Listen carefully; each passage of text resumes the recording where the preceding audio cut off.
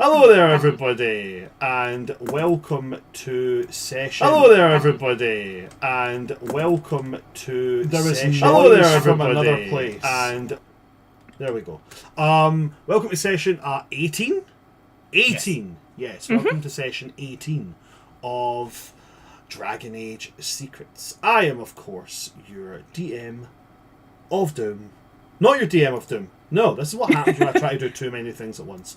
I am not your DM of Doom, because we don't have DMs in this particular thing. I am your keeper of stories, your weaver of tales. I am all brands here. With me today, we have got 3 of 4 of my lovely and amazing cast. We have got with us, who have we got? We have got Jacklish, we have got Witty X-Witch, and we have got Stories from the Roses. And everybody looks so pretty today. Jess, happy haircut. Love it, looks great. To the other two, your hair looks lovely. Nothing much has been done with it, but it looks lovely. Do I have any very quick housekeeping? Because I know we want to get to the nitty gritty of what's going on in this session. Do I have any housekeeping? Yes, I do. I'm going to be at PAX Unplugged. Very, very excited about PAX Unplugged this year. I'm going to be running games. I'm allowed to actually say who I'm going to be running games with. I double checked with them. I remembered.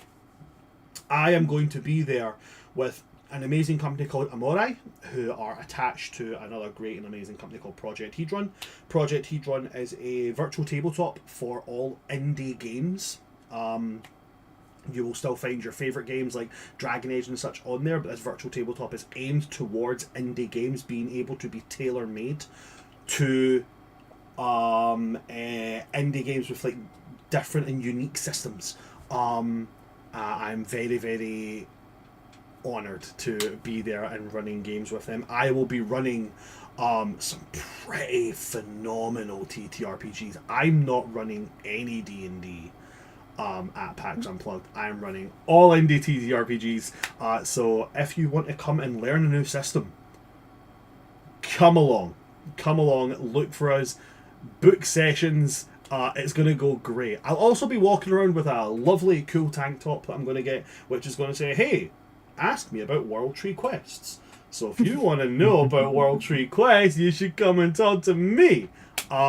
There's also a day where I'm hoping I will definitely be there in cosplay on at least 2 of the days. One of the days as my warden from Dragon Age Origins. Now, here's the thing. May or may not be with updated warden armor. Could still be just my Dalish armor, but could potentially be in warden armor, depending on if things get here in time. Which means you will see me in Morrigan on the same day. Budush dush dush. I don't know if I'll be able to have my weapons with me though, because I don't know how to transport weapons from the UK there, even if they're foam. I don't know how to do that. But I do have. I finally actually got it. I have Topsider's Honor, which, if you've played Dragon Age Origins, is really cool. If you've never played Dragon Age Origins, that sounds like I've just got a weird thing. In Dragon Age Origins, Topsider's Honor is this really cool sword, which is in 3 parts, and you have to go and find it in the Deep Road. So you find all 3 parts and you bring them back together. It's a really high level sword, and get this really cool story about an elf who just wandered into the Deep Roads with a sword and was like, the Legion of the Dead. I think I'll join you guys. You can't join us, you're an elf. Okay, so I'm just going to walk around with you guys then. You know you're going to die. Yeah, fuck it. And he was just a pure menace to the Darkspawn. And he was just really cool. And I homebrew in my head that somehow he is related to my warden. So, but anyway, yeah, so I have that. And now the next step is to get another weapon from Dragon Age Origins called the Veshial. Because I always outfit my Ranger Warden with Topsider's Honor and the Veshial. But anyway, long-winded way of saying I will be in cosplay in those particular days. And for anybody that says that Dalish elves can't have beards, shut up. Don't be a loser. I'm not shaving my beard. It's not happening. The last time I shaved my beard, I looked like a thumb. So I'm not doing it. But yeah, so come and see me at PAX Unplugged. Come and see lots of amazing people from World Tree Quest at PAX Unplugged. Genuinely considering if I can rope us all together, like trying to do like a stream session, because I also have a laptop that can actually stream, so could potentially do a live session at PAX Unplugged. Who knows? But that is a tale for another time. For now, I'm going to ask my players the wonderful question, the favourite question for anybody who runs TTRPGs. Guys, what in the frickle frack happened last session? Take it away, Abby, and I'll fill in any blanks. Okie dokie. In the Dwarven Ruin, evidence of Darkspawn. We see about 200, but this is very little left in the Deep Roads. There's 2 Hurlock Alphas, 1 Genlock Alpha, maybe more. Also an Ogre, and the Darkspawn have Mabari in cages. Tira wraps the staff, Vessa notices, Tira lies, but won't say why. East Road is middle chance of being spotted, unknown tunnel out. Center high chance of being spotted, straight where we want to go. West is low chance of being spotted, but one of them is an Ogre. Batana and Vessa scout ahead the east tunnel. They enter combat to clear a path. Rowan panics, but Meryl stops him with Tower of Will +2 approval. Close to tunnel, but not in it. Lots of foot traffic out of tunnel, none in. Tunnel seems clear. Return to group. We're cutting the center, so just X center. We choose the west road, and then I have little hearts because Vessa and Rowan had a cute little interaction where he says that she's already saved him. Anyway, moving on. Moving on. We don't need any more of the cuteness. Crossing the stone bridge, we are heard. Meryl distracts with stone throw. We keep moving, not out of the woods yet. Also, there's a shriek. Emissary ? Red lyrium claws ? It speaks and cares for Mabari. Vessa is torn but lets it go. Also an albino Mabari. They're trying to break it. Vessa is mad now. Tira and Luca agree that we should help it. Luca and Vessa sneak with crew on deck for backup. Vessa gives Mabari jerky while Luca picks the lock. Success! Leaving the wagon for stealth? No. Meryl, however, is spotted by the ogre. Vessa, Tira, and Luca fire off. Tira is lost in the fade for 9 minutes. Luca uses blood magic on the ogre and wrings it out like a dish rag for the first time using blood magic in front of Rowan. Whoopsies. Tira in the fade. Desire Demon cast vulnerability. Hex the moment Tira speaks. Demon is mad another mage broke their promise and sealed them away here. Wants Tira to free them so they can get what they are owed. Offers an ancient elven staff, basically a ring of shielding, and a romance amulet. Tira takes the amulet. And that was last session. Yeah, so nothing happened while I was gone. Okay. I do feel it's important to add that Bran is the Teletubbies baby with a hangover. Yes. That was what we started with. I do not recall this. I'm not mad. You were the one who said it. So. I am not mad. I don't even remember the context. I just had that written down. You had a hangover. Of course you don't remember. I don't think it needs context. Personally, I think that is just great. Going back to previous notes that don't need context, Boromir equals daddy. Exactly. Boromir's daddy, always. Don't need the context. Boromir equals daddy. Yeah. So. Fight time! We are opening up into combat. It is with that great looming threat that I get to say to my players right now, in this moment, guys, I need you all to roll initiative. You'll have to bear with me as I roll initiative for fucking everybody. 1 million people. Adversaries, Darkspawn. We're starting out real bad, guys. Yeah. Don't worry. I siphoned all of your luck. I swear to God, Aldrad has to die. No!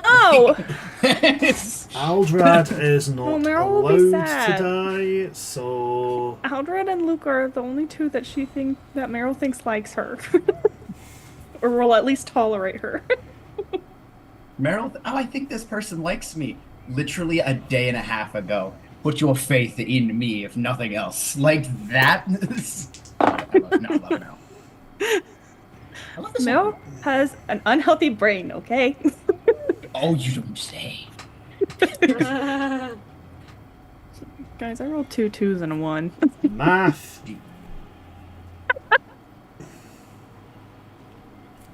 But luckily I've got a +1 with my dex, so I rolled a 6. We love it when the dex pops off. I know, right? Don't want to brag. I noticed I could take a focus in initiative, and I haven't looked back since. Yeah, again, one of the things I love about this system. Hey, actually quite easy to get the capability to be good at starting fights. Okay, now for the big bad one. Time to roll for the ogre. Oh, it's just one. We got this. We got this. Yeah. Oh, fucking what? Absolute dick. Is that to me or the ogre? Like, The ogre. dick as in like, yes, I rolled really well, darn it, my players are gonna die, or like, oh, that was dick, like that was really bad. Can't tell. Yes. Okay. Yeah, you said that so slowly. I don't like the way you said that. Okay, now If to you roll for weren't precisely meant to. now to roll for NPCs. Look up. Okay, buddy. Okay. That's not the worst. Yay, my son. That's not the worst. Also, the peacock. This session, I think I'm going to pick up light blades for my NVP focus, just in case I get Hell into yeah. melee. That Awesome. is so smart.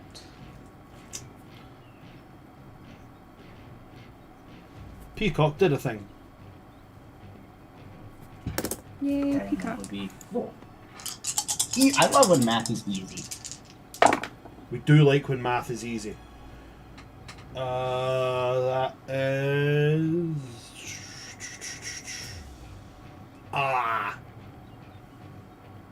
That's a number. It is a number. I do know it's a number. It is a number. I've got it.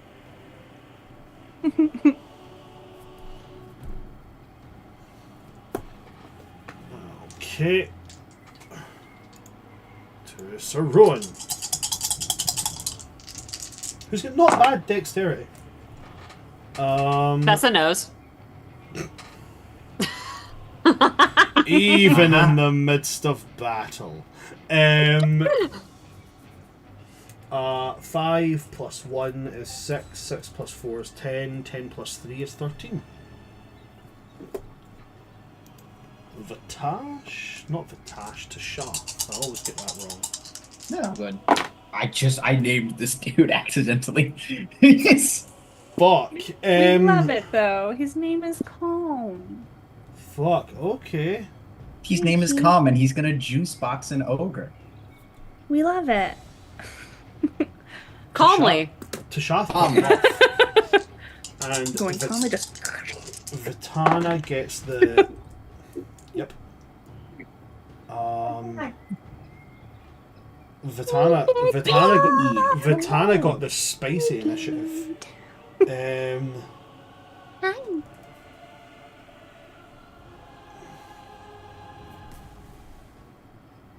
Okay. Cool. So the initiative. Now I need you guys. So, Vesa, what did you get? 16. Sweet. Nice. Meryl, what did you get? I got a 6. Okay. I don't want to brag or anything. I rolled 2 2s and a 1, and I got a +1 with dex. Aldrad, what about yourself? 20. 20. Okay, awesome. Damn. I am good at one thing. That's being the emotional heart of the party. Yes. Absolutely. Other people theirs. It's carving out the emotional hearts of the party. Because we collect them, I guess. Yes, exactly. Then we have a 19 here. Like, honestly, initiative has been pretty good here, guys. Do we have an 8? Yeah, we do have an 18. Yeah, we do. We have that. I'm just getting everything written in order that I'll actually be able to go, I know what that means. Vesa, what is your total initiative modifier? Dex is 4. I do not have initiative focus. Okay, so then it would be yourself. Dex 4? Hot dang. You're so speedy. Mm-hmm. Why is it spicy? And I think my dragon die was also a 4, so. Woo! I got a skill points too, but they're not skill points, step points, but I can't use them. Sad. But it's okay. Yeah, it's okay. Mom's just gonna die. Nobody's gonna die. Yeah, Mary's gonna go. Oh no, I'm dead. Yeah. What is it? Right, I need to ask this, okay? What is it with this part of me like, I love playing this game. I want my character to die. Mostly it's just fun to see people's reactions. I don't want my character to die. Sadist. I'm just looking at the numbers and I'm like, I roll too good. Just can't. This isn't. It's not sustainable. Yeah. I love how I rolled Luca's initiative. It was like, okay, this is okay. He's third from the bottom. Everyone decided, all right, ready. Everybody popped off, like, no joke. No joke. Also, everyone likes this game and wants our characters to die so we can play more characters and practice more with different classes and backgrounds. Y'all and Arcane that's all it Warriors is. in the works. An Arcane Warriors in the works. I saw a mage can pick up a sword. That's all I needed to know. Arcane Warriors are fun.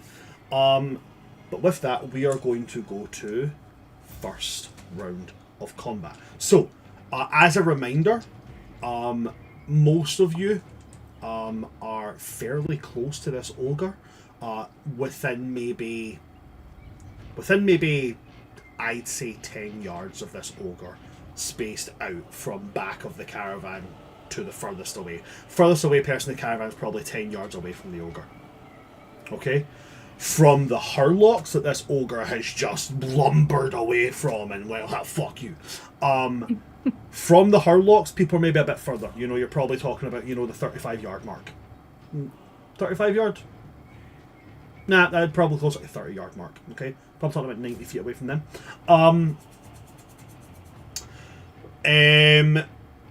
Meryl is most definitely the closest to this ogre. Meryl, you're within like a handful of yards. This thing is right up on you. Cool. It's fine. But going from there, we are going to start at the top of initiative order with a perfect roll. Vitana got straight 6s.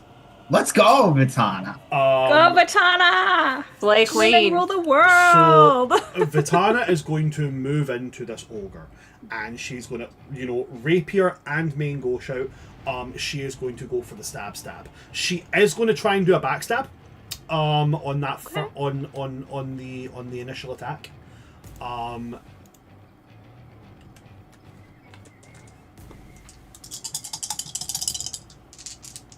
Playing Witcher music. Where's Dragon Age music? Dragon Age Origins Deep Road's Hang combat tight, friend. magic was chef's kiss. I am going to get Me up looking the that up. rule book on this computer. Just bear with me just 2 little minutes, guys, while I pull up rulebook in. I need 3 rulebooks in order to be able to do what I need to do.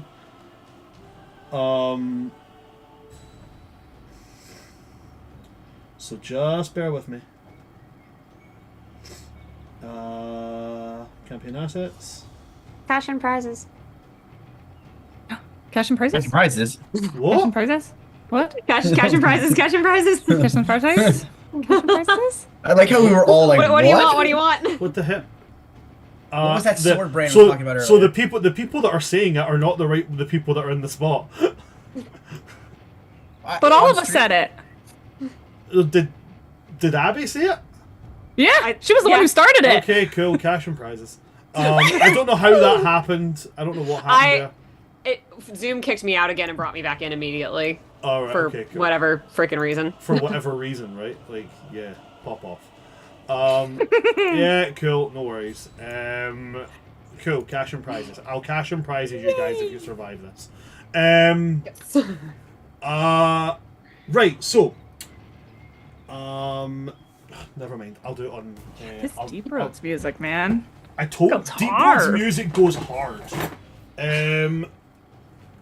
I am looking at very specifically 2-weapon fighting because I always forget. Not two-hander. It's not 2-weapon. It's dual weapon. That's why I can't find it. Dual weapon style.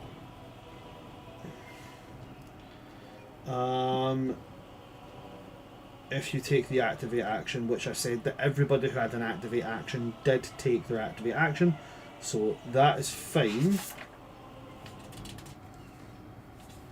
So what I'm looking for here now, does it still mean that she can only take the one attack? Yes, she can only take the one attack. Awesome. I thought it was that, I just wanted to clarify. So, when it comes to that, she is going to do her backstab. I have rolled for her stealth.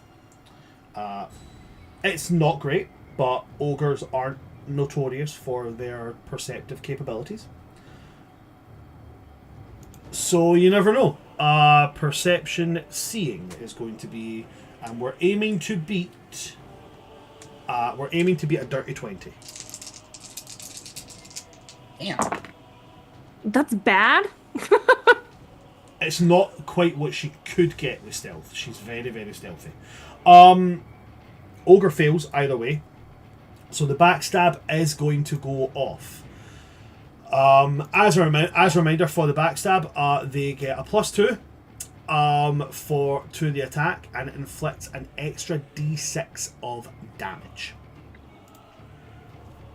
which is the key part here.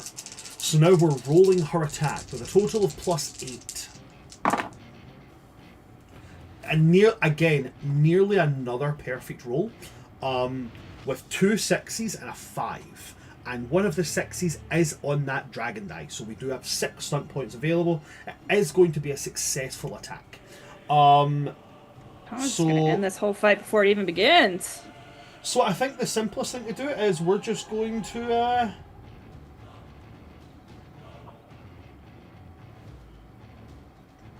yeah, we're just going to go straight for the lethal blow, dealing an extra 2d6 of damage. As well. I mean, yeah, like, if you've got the capability, you may as well do it. So that is going to be, for the weapons that we are carting for this, as they are a duelist, they are equipped with a rapier and a main gauche, specifically dueling weapons.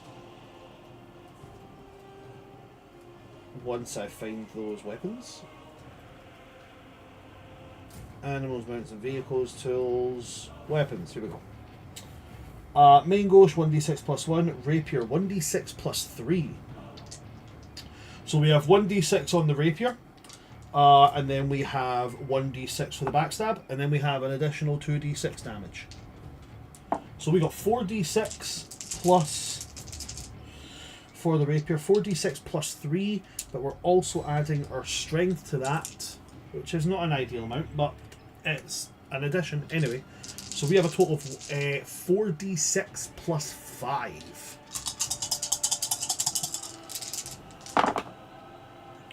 Four and 4 is 8, plus 1 is 9, plus 3 is 12. 17 piercing damage on that rapier jab. Nice. Now, ogres are chunky.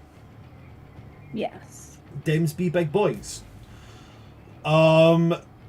So there is going to be a fair bit of soak on that. There is an armor rating of 7 right there. Oh gosh. So that's They got the 7. So that 17 becomes 10. 10. Wow. Almost half that. That's woof. Yeah, ogres are not. They're not a laughing matter.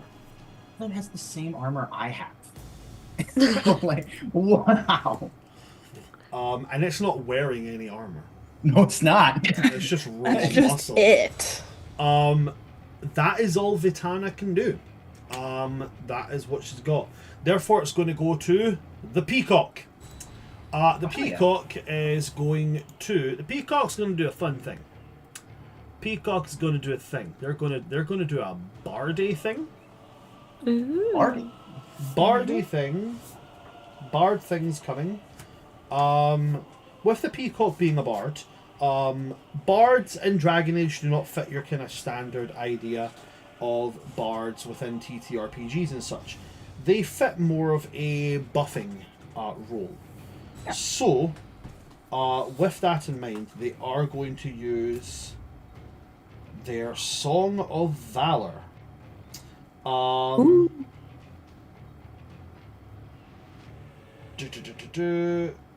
This is going to be a major action for them, but allies within 12 yards, which is everybody at this moment in time, have a +1 bonus to attack rolls as long as they maintain this song. So the peacock sees the beginnings of the combat, and they reach and they pull out their lyre. They pluck a couple of strings. It's a very, very strange and surreal moment, because it is very much like a. Hold on a minute, guys. Yep, that's my note. Okay.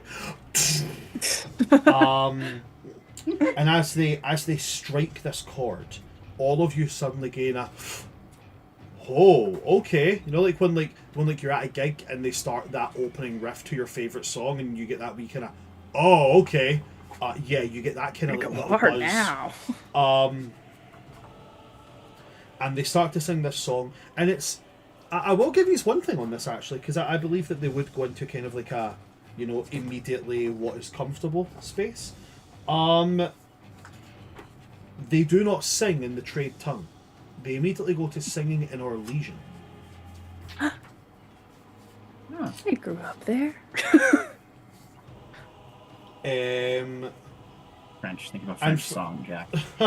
French metal. That's exactly what they sing. They're just like, I know the perfect song for this moment. Are you sleeping? Are you sleeping, brother John? Pretty sure we did this a few early episodes too. I'm fairly sure this was something. So they have. Love to see it. So while they're doing this, they are also going to. They're going to use their minor action. They're going to guard up.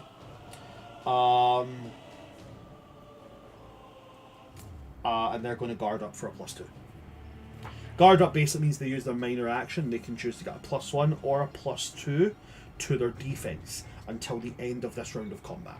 But whatever they choose, they gain that on any rolls to maintain something or to fight against something. They gain that as a negative. So the peacock's going to have a -2 on, maintaining anything or survive, or like if somebody casts a spell towards them, they would have a -2 on the roll for that. And that will be that. After the peacock is done, we go to Aldrad with Tashath on deck. The rogues went, then the Cunari go, or the Towel shot at this stage. There's still a rogue. There's still a rogue. Yeah, no, the rogue. No, we still need our rogues. Yes. Okay. What's the range on that song? 12 Again? yards. 12 yards. Yes. I'm assuming the ogre is within 12. Yeah, because the farthest person away from the ogre is 10 yards. Right? Furthest person away from the furthest person away from the ogre is about 10 yards away. Okay, we're cool. I was just making sure I can add that. So I think then, given that Aldrad, I wasn't present this past session, Aldrad is just been in the cart. I think next to the cart, or he's been up front. But I think we did have Aldrad up front. Yes.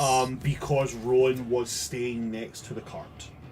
Okay, so Rowan was our card, yeah. Yeah, because Rowan, one of Rowan's things was saying like, nothing can happen to that horse. Nothing can happen to that horse while I'm in the deep roads. Like, I will leave you all to die if it means I save this horse. And Vesa told him to do it. He then amended his statement and said, if I can get on Cuthbert's back, I'm grabbing you and we're running.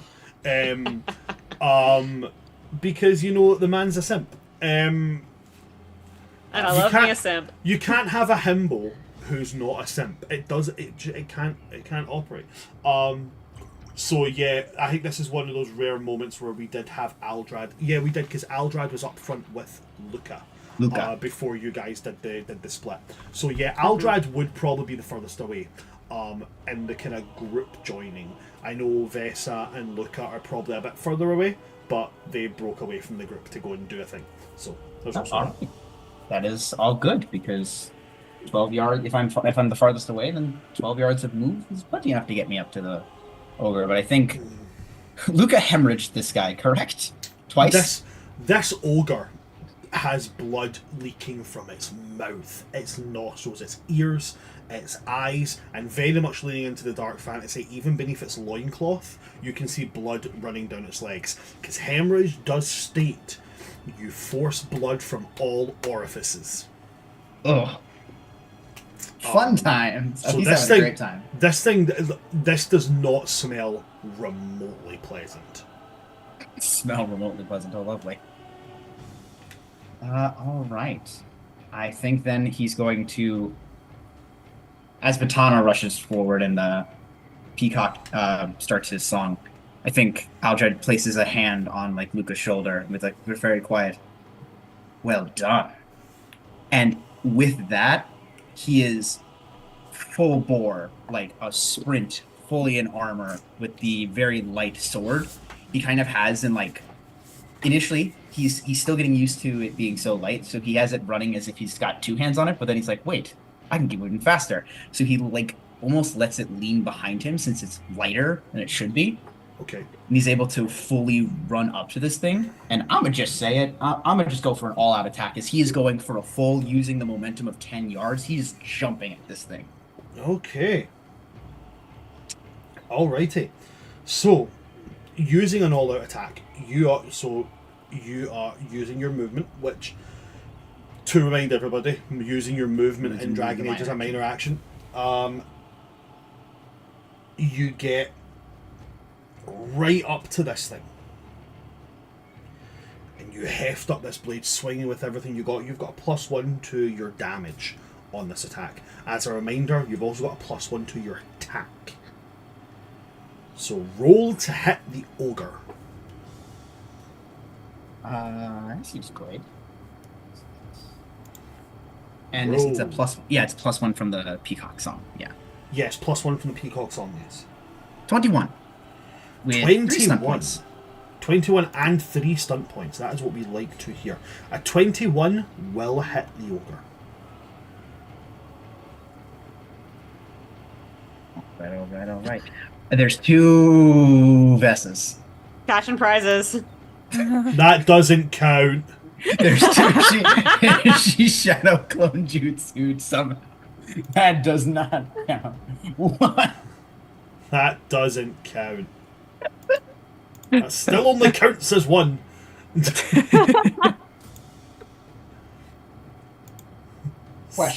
Stop being fucky wucky, guys. Stop doing it. I did a little thing with my Ethernet, so hopefully it'll stop that, because it's really annoying. What's your question there, Aldrad? How far is this? So the closest one to the ogre was Meryl, correct? Yup. Like this thing is like 2 yards away from Meryl. Like. Okay, well, I don't know if that's gonna change anything. Well, I could. Well. My boy gonna do this. Smack, you step back. Back the fuck up. 2, 6. I definitely can move more than 10 yards in a turn. I could also just charge. No, we can't charge. We could charge. You could charge. You wouldn't be able to all-out attack, but you could charge. But it still gives a +1 on attack roll. Yeah, you still No, got a no, plus one. no. So you... Sorry, I'm going with an all-out attack. It's more I'm thinking about what's the best way to push this guy. Yes, you did. You did. I was gonna do the smack. I'm just debating. You know what? Take a step back. So you yeah, do have. I think So you said you got 3 stunt points, yeah? Yeah, I can max out my step back to 8 because of the two-hander style novice, which allows me to basically have the skirmish. So I can push it back 8. I'm just debating if I just don't know if I can move 10. Did you not want to do lightning attack? Just checking. I could. That's what I'm thinking. I'm looking. That's what I'm deciding between. I've got 3 things I could do now. Okay. 3 stun points. It's either lightning attack, it's the skirmish all the way back, or it's the skirmish most of the way back, and then save 1 stun point for mighty blow, since I can do that as 1 now. Ooh, that is true. Right, you can. That's true. Meryl's gonna be fine. Don't worry about Meryl. She's fine. I don't. Yeah, shut up. You don't tell me what to do. You don't get to worry about their characters and then tell them not to worry about yours. That's not how it works. Meryl gets to tell Aldred what to do for most things except her safety. Then it's like, no. You know what? Yeah, I think I'm going to go with that half measure. For right. No, he can just move. You know what? No. Lightning attack. We're just going full on. So we're going to make a second attack on We're him. going all out. We're going all out. Would you like me to just roll the damage for the first one so you can do the minus, make it math a little easier that way, or would you rather add it all up? Yeah, add it all up. If I hit the second one. Yeah, unlike D&D, where you could just go, here's my 2 attacks, here's the damage for both attacks, because you are minusing things off of this because of like armor ratings and such, it's easier to do it attack by attack, so Sure. do your first attack. Absolutely, I can do that. For those who maybe aren't entirely familiar, unlike D&D where you just have an armor class, in Dragon Age you have a defense rating, which is what you need to roll to hit, and then you have an armor rating, and your armor doesn't operate as something to protect you from being hit, it operates by tanking damage. So when you roll, you aim to hit the defense, and then you subtract the armor from the damage. But you can break armor, or find a way around it if you're smart and can make people bleed from their eyeballs. So it's gonna be an 18 for damage, and the Chainbreaker minus 5 off their armor. Minus 5 off the armor, so that means a total of minus 2 from that. So that becomes minus 16. Then so I think Aldred's coming in with that massive like jump swing, basically just full carving down the center of it, trying to get it, basically just trying to make himself seem as big and imposing as possible. And as he's looking up at it, he's going to immediately like full like 180 spin around with the sword for another slash. Okay. I'm trying to carry even what little momentum he has left from his charge or his run up. No stunt points, unfortunately, but a good roll. A good roll is a good roll. 21. 21 damage or 21 to hit? 21 to hit. Oh, 22 to hit. Fantastic. Because of the song, right? Oh, yeah. 22 to hit. Yeah. Then...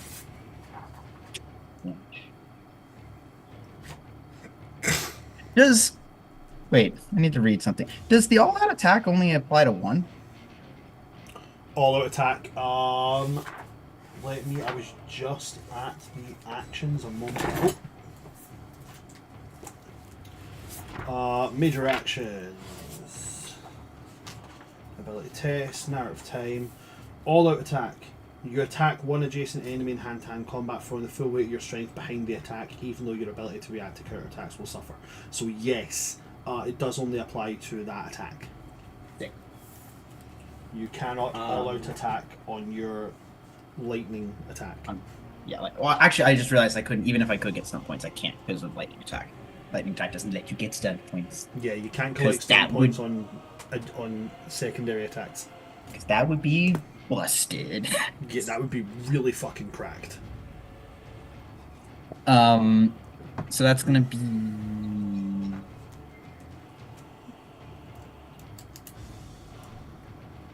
I've learned caffeine doesn't help my math because that was super easy to do, but I thought it was way harder. 20. 20. 20 damage. 20 damage minus 2, right? Minus Yeah. 2, yep. Okay. This ogre is looking pretty messed up. So as you bring down this cleaving blow, you leap and you catch this thing right at its shoulder blade, which is a testament to how tall this thing is. Because you jumped, I'm going to be really, really real here. Aldrad is a Kunari. Not only tall, very strong. This guy's probably got like a 6-foot vertical with a running start. So you're 6 foot in the air, cleaving down. You catch the back of this thing's shoulder with the arc of that blade, and you go right through before you land and bring the blade across, cutting like maybe along the back of the thigh. Oh. This thing's arm is like hanging off by bits of sinew and just the last remnant of bone. I like to. Don't think it remembers anything, but Aldrich's just going to simply point at it and say Qatar or die thing. Is that everything for you, Aldrad? Yes. At which point, as you've ran in, Tishath is not far behind you. But as he comes in, he sees these Hurlocks who have also turned and they're locking in on combat. And Tishath is just going to look at one of them, raise his hand, and just flex. Tishath is, by the logistics of how I have built these guys, Tishath is actually the most dangerous mage. Because he has the most nasty spells. So Tishath is going to use this really, really funky little spell called Crushing Prison. Jesus, God in heaven. Yes!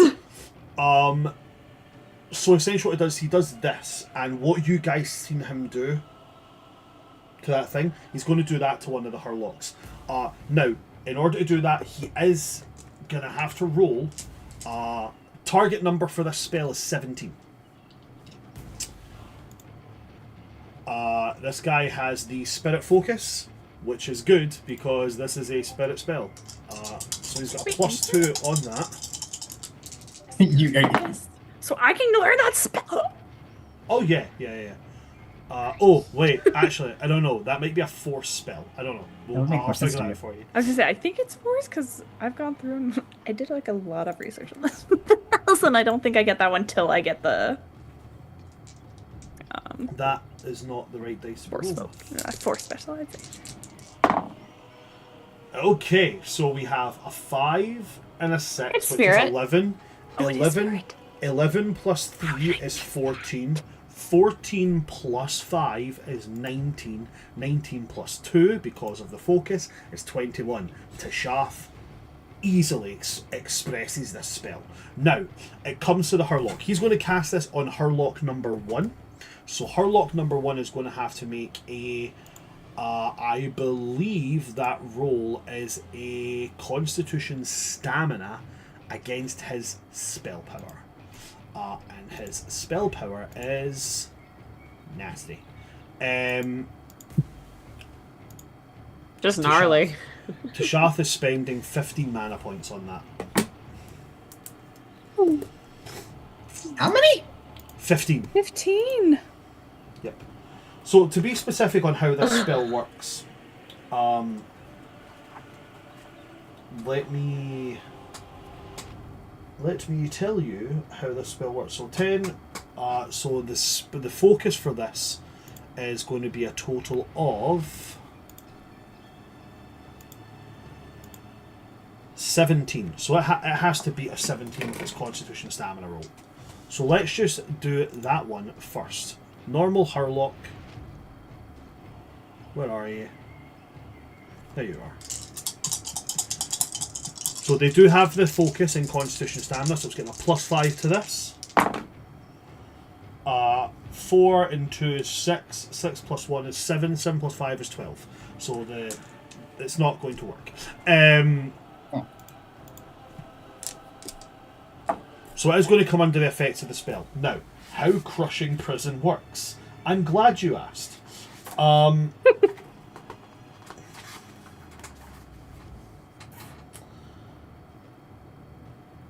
So, you encase one enemy within 20 yards. He's moved in closer, he's on a diagonal, he's able to grab this one. In a contracting cage of force, the spell will immediately deal 1d6 plus magic damage. It's not penetrating. So, let's roll that first. 5 plus 5 is going to be 10 damage. They are now immobilized. This immobilized target cannot move, though they can make attacks and cast spells through the cage. They also take an additional 2d6 plus magic damage at the start of their next turn and remain immobilized until they pass a con, stamina, or strength might test versus the spell power to break free from the cage. Targets that fail a third test take another 3d6 magic damage at the beginning of their next turn and remain immobilized until they break free, but they will suffer no additional damage on subsequent turns. So it's already taken 10 damage. With its armor on that is going to be... It'll take 5 damage. This is the Herlock? This is Herlock number 1.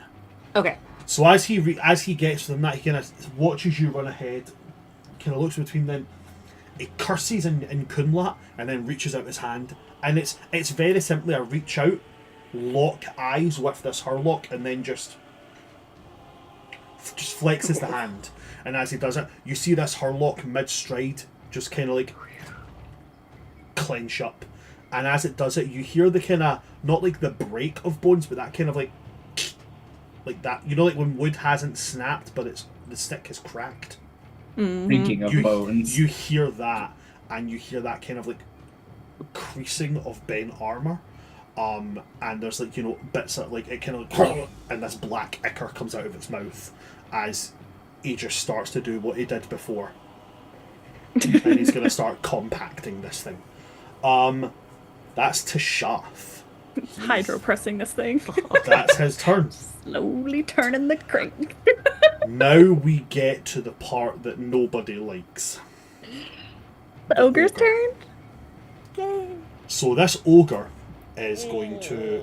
So I'm going to be really brutal here, right? Because Aldrad fucked up the ogre a little bit, right? Ogres have the capability of having a couple of different attacks. One being a smash, one being a club, one being a thrown rock. I said to myself, this thing doesn't have a club. It's going to turn and look at you, Aldrad, with this pure inhuman look of rage. And it's going to grab a hold of the forearm of its, like, arm. And it just starts to pull. And it tears its arm off. And then it raises this. This arm is the size of you. Raises it up and it's going to slam this arm down. I'm going to give it a club. As it's going to try and club you with this. So you watch this thing and you're giving it like a fucking, yeah, die you thing. And this thing locks eyes with you and tears off its own arm to beat you to death with its arm. I apologize for my outburst. Okay. So let's do this. That may be the most badass thing I've ever done for an enemy in any TTRPG. I think that's where the -1 defense and the all-out attack comes from, just because Aldrad's ready and is like, what the fuck? Okay,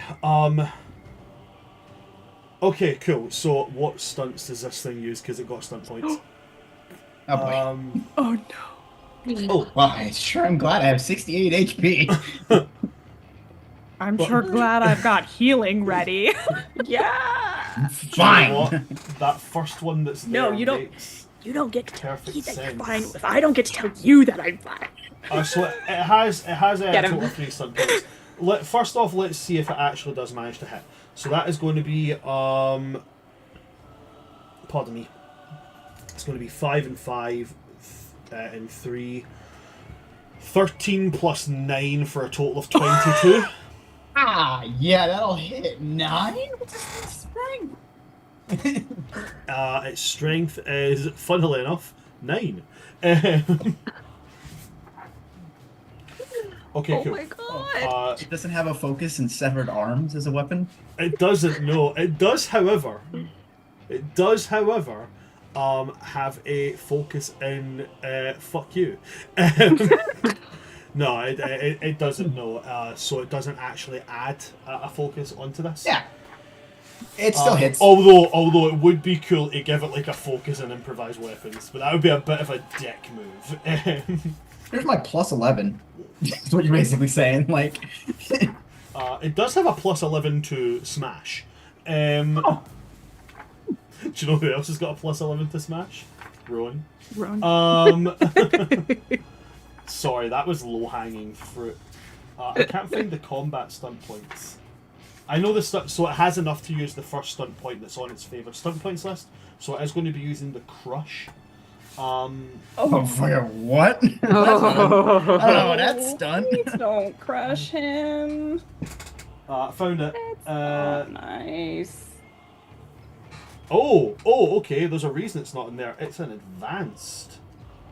Oh no, don't do that. It's an advanced stunt. Oh, this is our first step into the advanced stunts.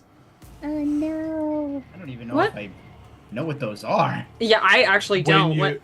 When you get to level 6, Fair enough. You're able to move on to advanced stunt points, which is like advanced roleplay, advanced combat, advanced magic stunts. So, for instance, like advanced combat stunts. So you have your your standard ones, you know, like your lightning attack, your dual strike, all those kind of things. But then, I'm at them just now, just looking through them here. Standard spell stunts, advanced create. So you get like actual specific like creation spell stunts and all that kind of jazz. I knew spell that. stunts very specific to that. Where is the crush? Because that is not showing up in the combat stunt points, but it definitely says here. Look.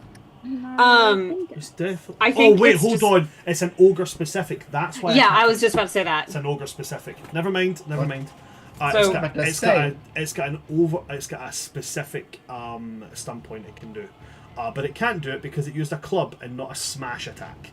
I'm actually really fucking glad it can't do it because I've just read it and that's horrific.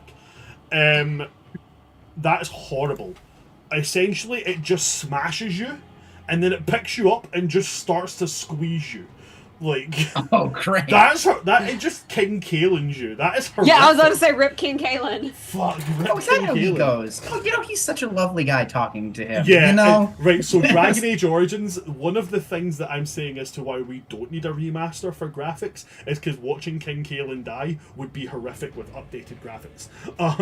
Yeah. Because this ogre talk to him. picks him up, King Kalen kind of looks at it in the eyes, then the ogre kind of laughs, and then just like, and then chucks him away. Like, Yeah, the king dies in a very ungraceful manner. Yeah. Right, okay, so it used a club. So we are just going in. We're just going in, swinging with the arm. So that is going to be 3d6 plus 9 damage.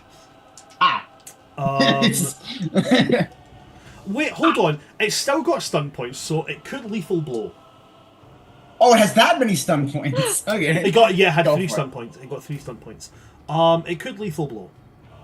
3, lethal blow is 5, unless it has a negative to it. Yeah. The ogre can use lethal blow with 3 mana points. Oh, lovely. So, yeah, being honest, I think it's gonna do it. No, that's fine. Absolutely. The only reason I say I think it's going to do it is because 1, it's on its last legs, and 2, ogres don't really hold back. Nah. That's fair, but why? Okay, that's not great rolls. Great. 1 and 1 is 2, plus 2 is Okay. 4, plus 3 is 7, plus 5 is 12, plus 9. is 21 damage. Does it have any armor piercing to it? It does not. It's just raw Okay. brute force. So there's no penetrating damage here. So that would be -7. So that's 21 minus 20 7 becomes 14. 14. Okay, that's not that bad. I'm fine. So this thing rips its own arm off, raises it above its head, and just fucking like clumps you with this. Like you're at the point of like, I've had people threaten to tear their arm off and beat me to death before. How hard can I? Oh, okay, that was a big arm. Yeah, you're essentially getting hit with a fairly meaty tree trunk. Oh, lovely. Ooh, And what a description. That is that Tree ogre's trunk. turn. I'm yelling timber. Okay. It then goes to Vesa. You're up. Okay. So which darkspawn are closest to me right now? Closest to you would be Hurlock number 1 and Hurlock number 3, but only by a couple of yards. Okay. Maybe 1 yard behind them, like 3 feet behind them, would be Hurlocks number 2 and 4. Okay. And how far are they from me right now? You're a little bit closer to them on a diagonal, so you've got about 25 yards on. I guess actually, since I forgot you're on a diagonal, so you've got about 25 yards on Hurlock 3 and 2, rather than 1 and 4. Right. And how far is the ogre from me? Because I assume the ogre is closest to the group. The ogre is closest to the group by a country mile. From you, the ogre on your particular trajectory is about 30 yards. Great, that is within my range, so I'm going to shoot at the ogre. I'm going to Cool. minor action aim for Okay. +2. Oh, And a reminder, you went- have that plus. Plus one. Shit! Sorry, 1. you're a lot closer to the ogre than I thought. Yeah. You would be, if you move forward like 2 yards, you'd be. If you move forward 3 yards, sorry, you'd be in the space of that. Oh wait, no. Peacock's in the middle of the group. Never mind. I'm talking absolute bullshit. You're good. Go ahead. You've got the +1. I forgot where Peacock was placed in the order. Okay, so I do have peacocks +1. Yes, you do have Peacock's +1. Stellar. Okay. So 9, 12 plus. We have one more peacock than we should have. Peacock +1. Peacock +1. Okay, so I've got 12 on my dice, Sweet. plus the 2 aim and the peacock, so plus 3, 15, Right. plus 4 dexterity, 19 plus 2 bows, 21. I think that's everything to hit. 21 to hit is going to hit. And unfortunately, I do not have any stunt points, which absolutely blows.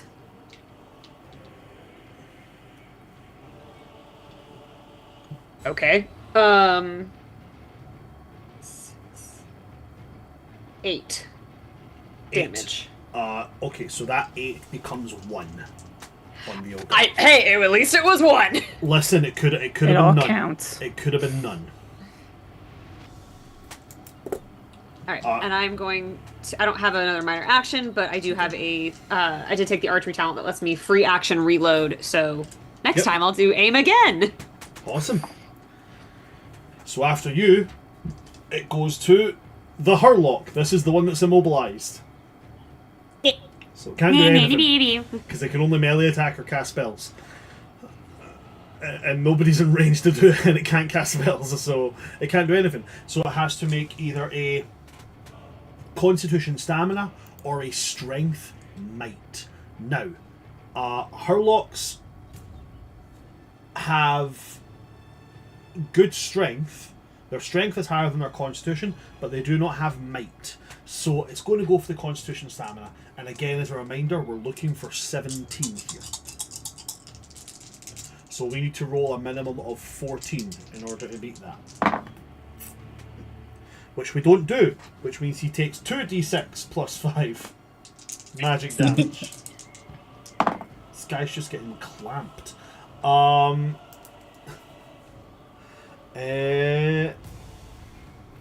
Right.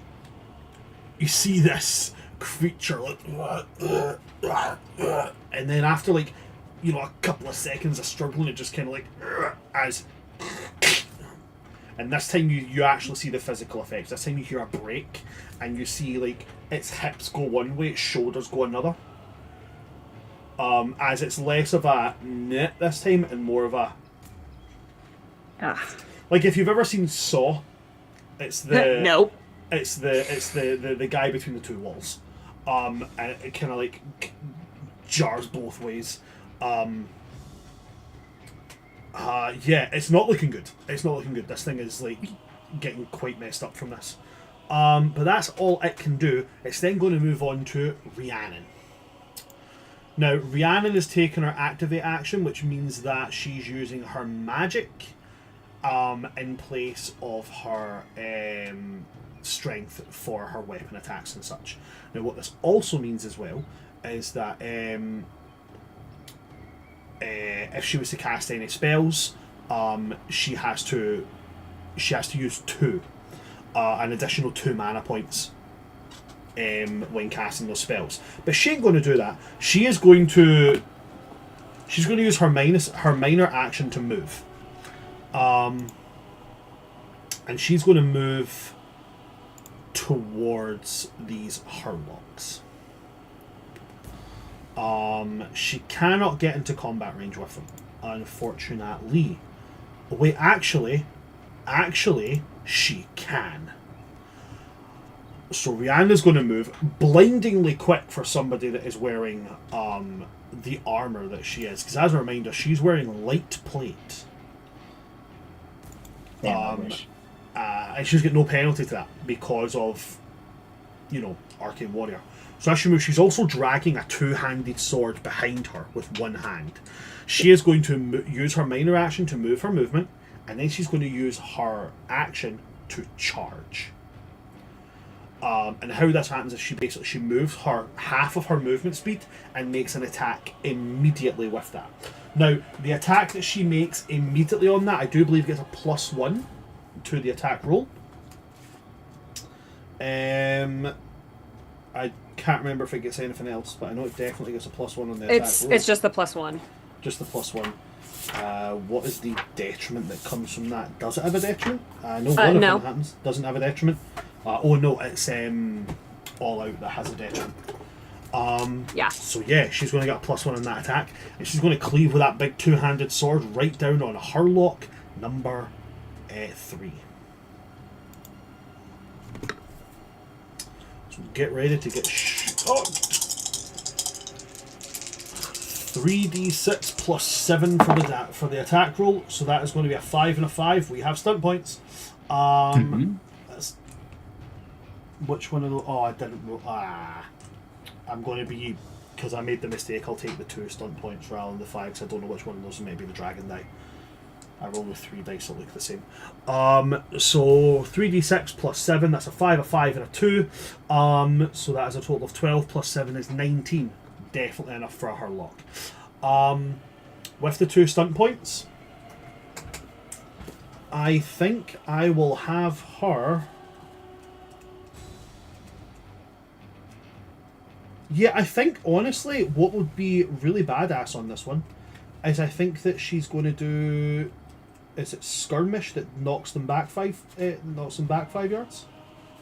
2 yards, but yes. 2 yards, yes. That's because my head. Per stun point spent.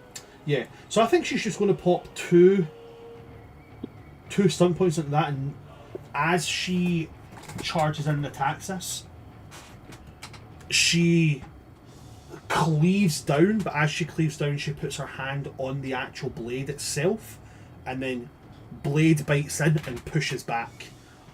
She's going to just push it back 4 yards.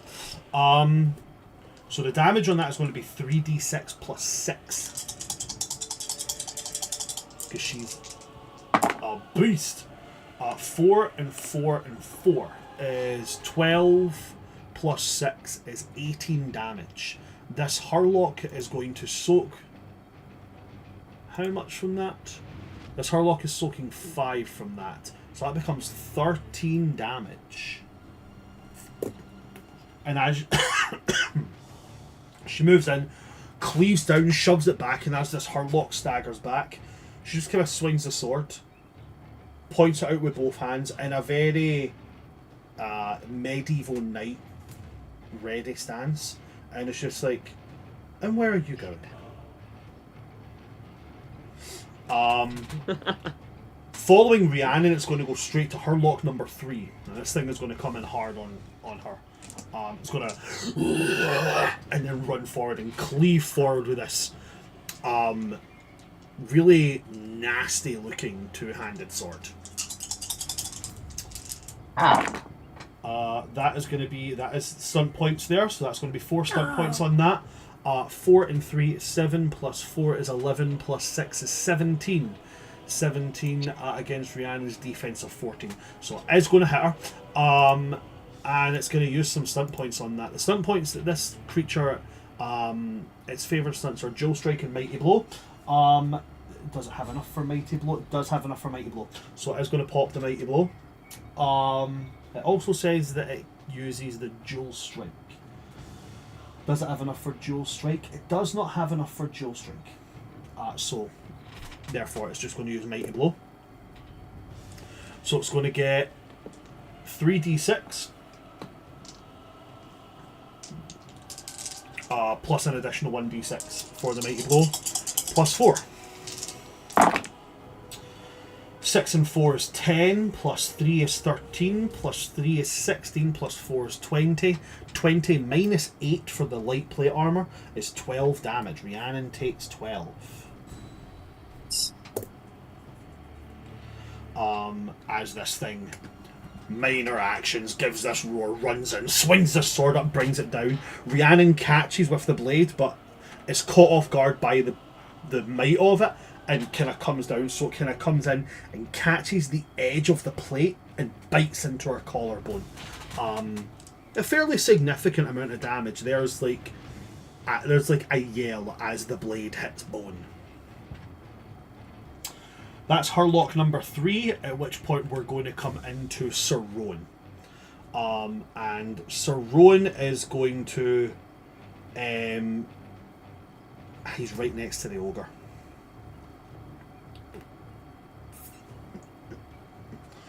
Hey, Aldrad. Aye. How would you feel about being used as a springboard? Ow.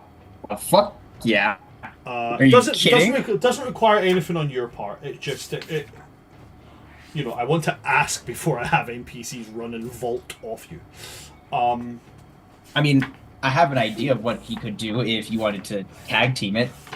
So what I was going to have him try to do is, as his minor action, is his movement, obviously, and then literally just as you're mid swing, you've just been hit by this club, not go prone, but you're down kind of like on one knee, and have him just come up, foot on your knee, launch off, try and stab. Or you can do like the cheer grab foot toss. I actually... So I'll say this. I'll allow Aldrad, if he wants to do the buddy up. I would like... I personally, I like besties here, fucking, excuse me, like wingmanning, just kind of like, I get hit, Aldrad can hear Rowan running behind him, and he's like, oh, I have an idea. And as he gets hit, the chain breaker's planted in the ground for a second, and he puts both hands down and just buddy ups it up. Right, cool. Okay, cool. I'll allow that. Does it give any benefits? I just think it's cool. I will say that based on the teaming up here, because the rules are only guidelines.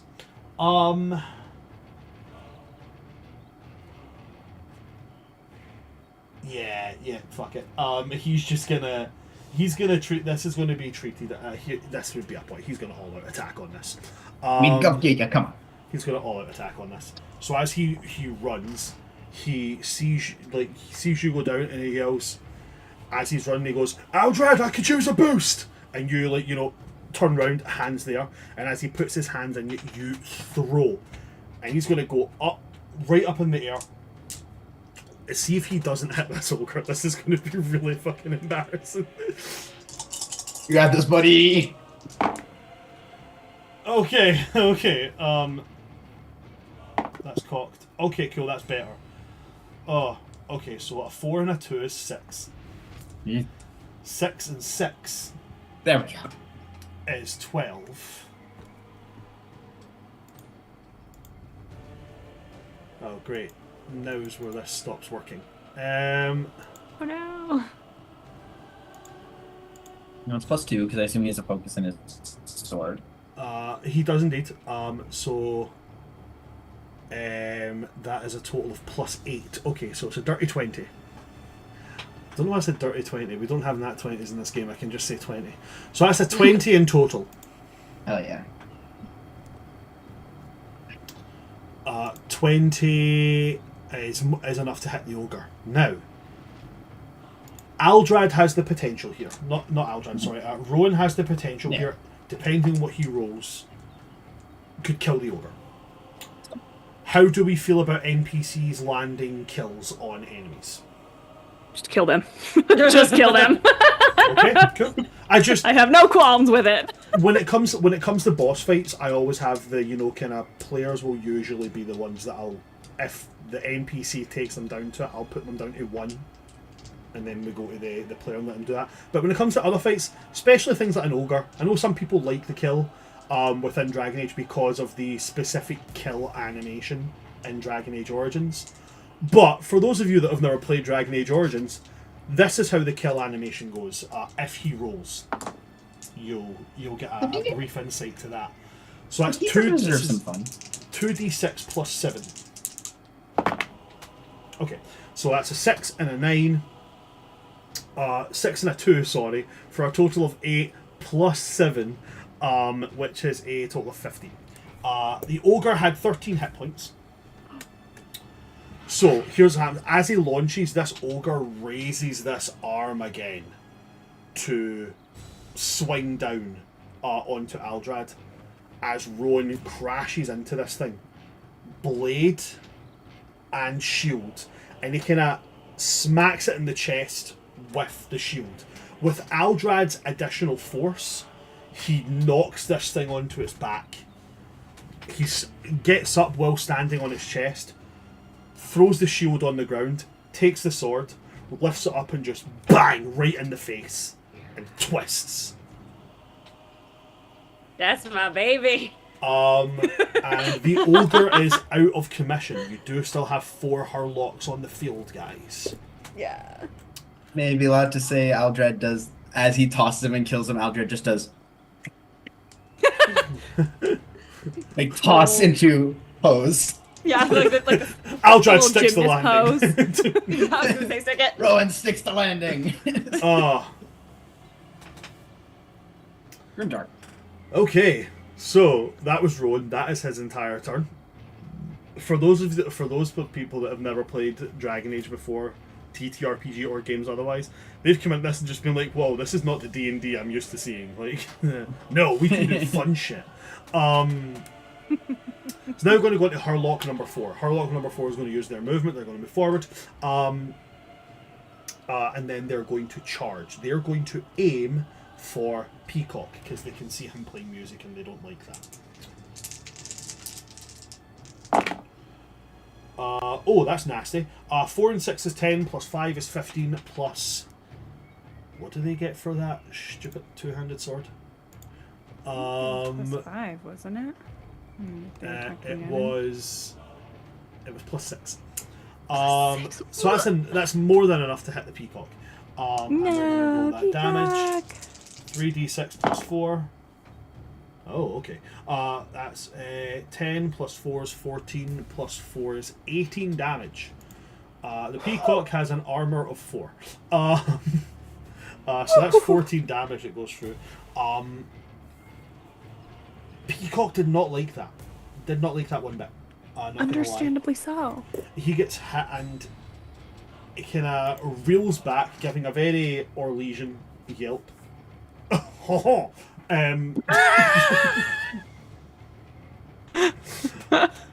staggers back as his vestment, his beautiful glittering coat, has been rent open. Blood seeping through this like fine silk satin shirt that he has.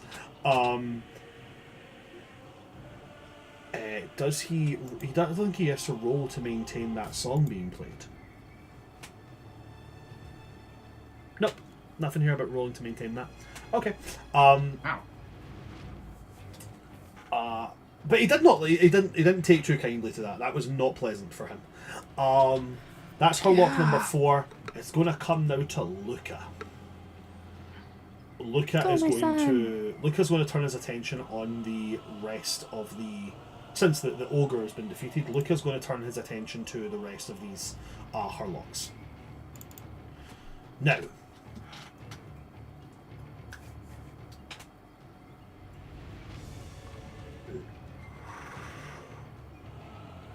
Yeah, Luca is going to...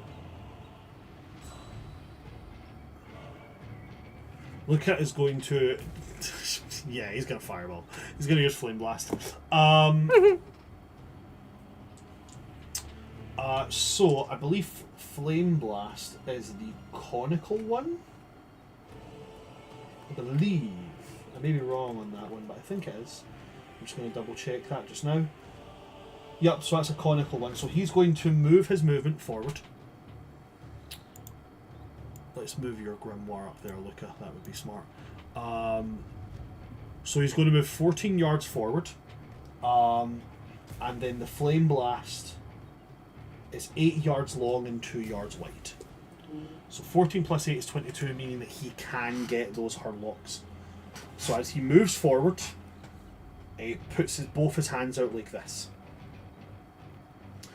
And he barks a word in Elvish, and this gout of flame leaps from his hands. This is a primal spell, so he does have the focus in that. So 10 plus 6 plus 2 is a total of 18 spell power on this.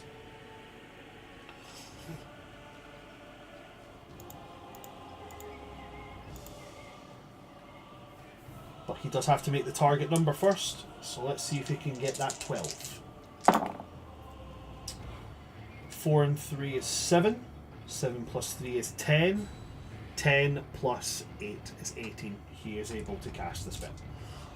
So now they have to make dexterity acrobatics, and they're aiming for 18. They do not have dexterity acrobatics, so they have to roll a minimum of 16. So Harlock number 4 was pushed back into it. Oh, so they would all be in effective range then. Oh no, wait, no, they wouldn't. Harlock number 3 moved out. So Harlock 1, 4, and 2. Harlock number 1, that's a fail. Harlock number 4, that's a fail. And Harlock number 2 is also a fail. So they are all going to take 2d6 plus 1 damage.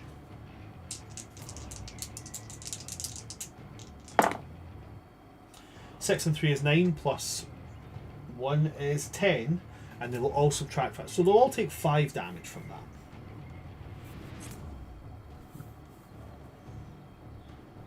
Harlock number 3 is just being absolutely... Harlock number 1 is being absolutely minced in those flames. As it is being burned alive. But yeah, that's Luca, him done. Then it goes to Harlock number 2, which is going to do essentially the same thing at Ham, but as it gets hit by this flame, it's going to turn and it's going to charge at Luca. Don't touch my son. Alright, he's dead. Moving forward, again, same thing, then it uses its major action to charge. So 3 and 5 is 8. 8 plus 3 is 11. Plus 1 from the charge is 12. 12 plus 6 is 18. That's definitely going to hit Luca. 3d6 plus 4. 4 and 4 is 8. Plus 1 is 9. 9 plus 4 is a total of 13. Luca has an armor of 3, so he will take 10 damage on that one. He's 3 armor? Hey. He's got 3 armor.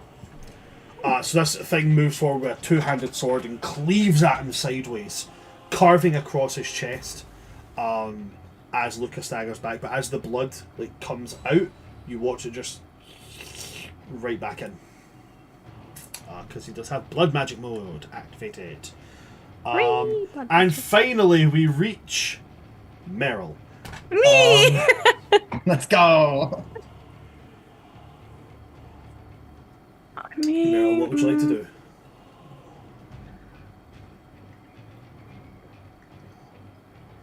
How close are enemies to me right now? So yeah, there would be. There will be one Hurlock within range of you. That would be Hurlock number 3. Okay. Where's Tira on the ground right now? About maybe 3 yards behind you. How close is the cart? 12 yards away from you. Dang it, I can't. I was gonna pull her to the car and chuck her in there, just be like, don't coup de grace her. I think I don't think a coup de grace would be possible at this point. I think a coup de grace would, to me, but coup she's de grace incapacitated, right? Yeah, she is incapacitated, but a coup de grace would be like you're not being harrowed by other assailants. If a Hurlock came across her and you guys were all fucked up elsewhere, and this little thing snuck up, that would be a coup de grace. But at the moment you can see all enemies are engaged, I wouldn't call that a coup de grace. Oh, okay. In that case, I don't know, Meryl's watching all this really cool stuff going on, being like, wow, I'm really not that strong. That's not true. I think, let's see, Aldred has the most damage right now, right? Aldrad has the most, I believe, melee damage capability. Maybe rivaled a little bit by Rhiannon. Oh, I'm meaning who's hurt the most. Sorry. Who's hurt the most? I think percentage and ratio rise. It's Rhiannon. Assuming our HP isn't the same.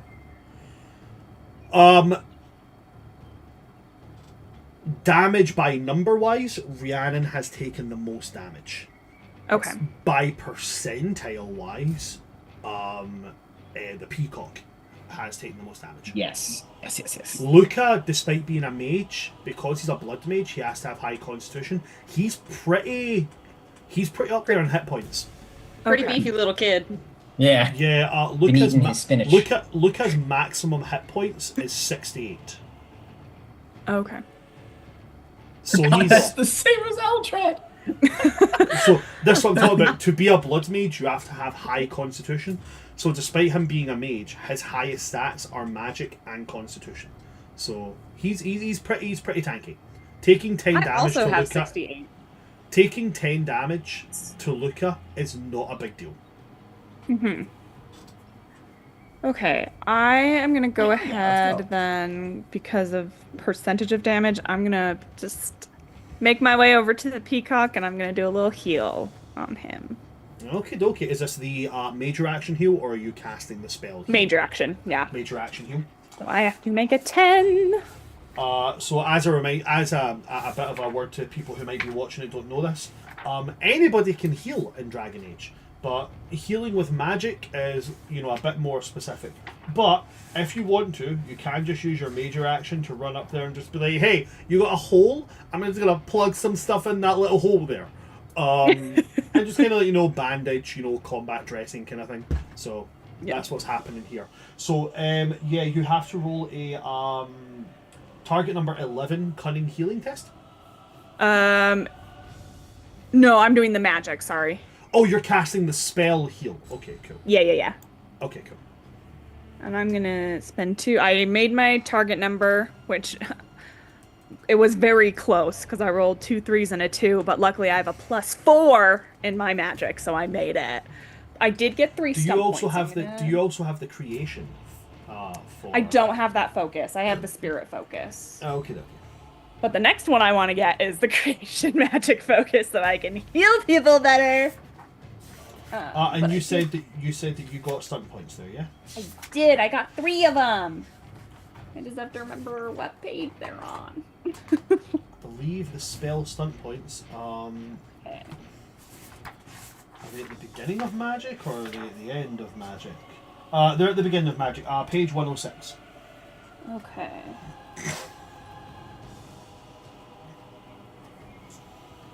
I'm gonna use 2 to reduce the mana cost by 1. Okay. So I'll still do 2d6 of healing, but it'll just cost me 1 mana point to do that. I'll get 2d6 healing. That is called... Roll a 1 and a 2, so he gets 3 points back. You're welcome, Peacock. I'm so useful. He gets how many points back? 3! Because I rolled a 2 and a 1! Listen, it's better than nothing. Yeah, for real. I know, but that's the one thing she's useful for. This is the point of this. Like, you guys are coming into your characters knowing where you're going to settle in. She'll get good. I only did 1 damage earlier, so... There is something quite funny about an arrow being like, I'm aiming, I've got this perfect shot. Fucking really? It's like boom, headshot. The headshot was a cheek. Is that everything for you, Meryl? That's your major action. Do you have a minor action? Oh well, you said that you moved over to the peacock, so your minor action would have been your movement. Yeah. Okay. So, awesome. gonna chill there now. That's 3 HP that he didn't have before. Hey, it. Now, before we go on to our break, I do have one thing I want to roll quickly to see if this would be something that would come into the combat. Because there is a chance of something else coming into this combat. Oh no. Is it going to be the weird elven freako dude? If I roll it and it happens, I will let you guys know. So first great. off, I'm just going to roll for this. Okay. I'm switching out my dice. So yeah, it will. Oh no. No. So it's going to use it's going to use its minor action to move. What is going to use its minor action to move? What do you mean? Plus 1 is 9 plus 4, so that is a total of 13. 13 on... that is gonna hit. Awesome. Cool. Right. So, after this Hurlock that got hit with the flames has came up and slashed at Luca, there is this sound of soft padding, like footsteps, and then there's just this white blur as this Mabari is just going to latch onto this Hurlock. Mabari is going to do 1d6 plus 3. 1d6 plus 1d6. Oh shit! Okay, no, it's not. It's 1d6 minus 2.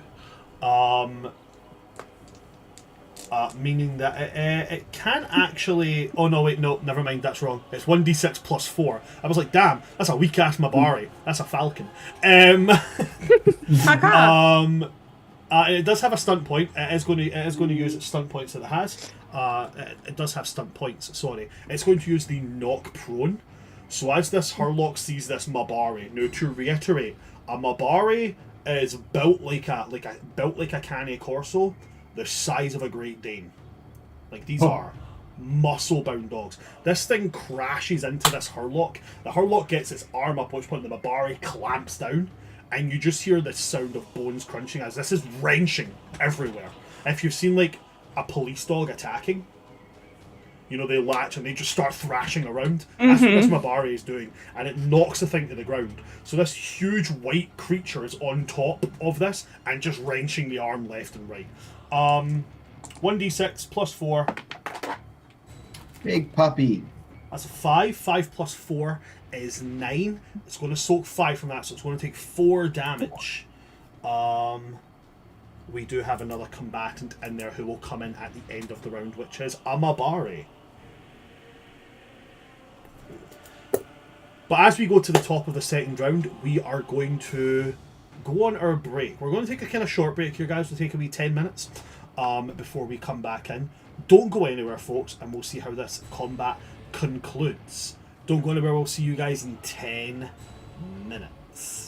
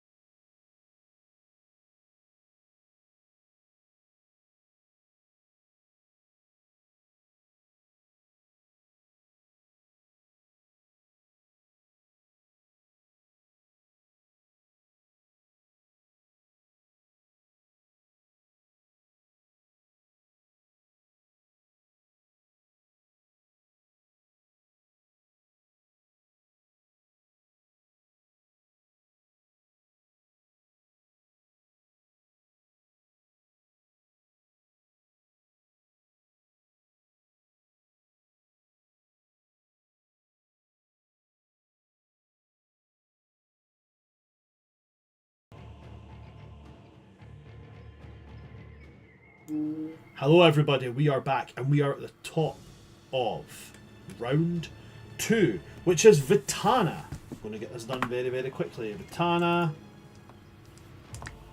is... Vitana is going to minor action aim, major action to the one that attacked the peacock, which is Harlock number 3. She's going to take her main gauche and just launch it.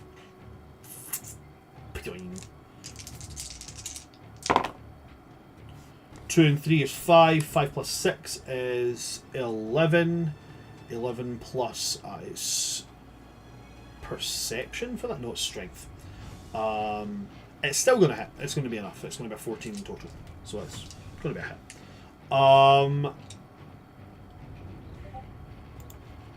Harlock going to take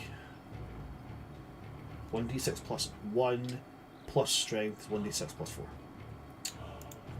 Same as a Mabari's bite. 4 plus 4 is 8 minus the 5, so it's going to take 3 damage as it gets a main gauche right into the neck.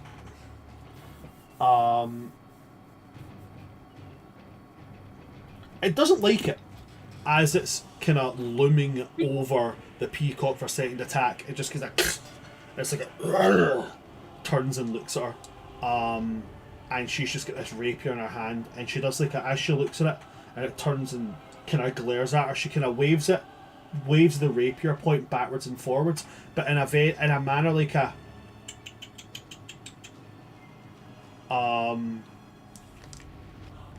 she's very much got a. If you guys seen the movie Hook, yeah, Vitana and Rufio are the same person. Is she also voiced by Dante Bosco? She is not. No, unfortunately not. She is not. As that happens, that gives the peacock enough time that he is going to.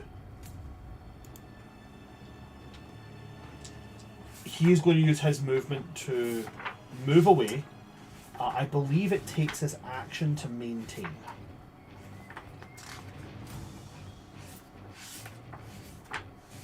Once I find the action economy thing, I'm pretty sure. Oh, attack, charge, defend, heal, melee, range, run, activate, aim, guard up, move, prepare, press, ready, stand, firm. Let me double check the bard stuff. To see if this is something that he does have to, hold on to and keep going. Bard. You can maintain a song with a free action. Yeah, so he's gonna before he turns and runs, he does have a short sword. So actually no, he doesn't have a short sword. He's gonna do something better. He is going to back away, still strumming at this lyre, but mid strum he reaches to his belt and he's going to launch a throwing knife, because he actually is good at throwing things. So that is going to be 5 and 5 plus 3 is 13. 13 plus 6 is 19, which will hit, and then he gets to do 1d6 plus 3 damage. Cause fucketh you. That's 5 plus 3 is 8, minus 5 is 3. So this thing now has 2 knives sticking out of its head. I love zombies. Not enjoying it. But he is going to use a free action to maintain that song. So the Song of Valor is still active. You all still have a +1 to your attack rolls. After the peacock, it's going to go to Aldrad. Aldrad, as a reminder, there is one Harlock within melee combat with the peacock, or close enough to it, right? That's about 5 yards, not even 5 yards, like maybe 2 yards away from you at this point. Yeah. There is one which is in combat with, or it's in melee range of Luca, but it currently has a dog on top of it. And then there's two who are about 20 yards away from where you are, realistically. One of them is the one that has been frozen by Tashath, and the other one is the one that's being tangled with by Rhiannon. So it's up to you which one you want to run to. Trust Rhiannon. She can girl boss her way through that one. I need to.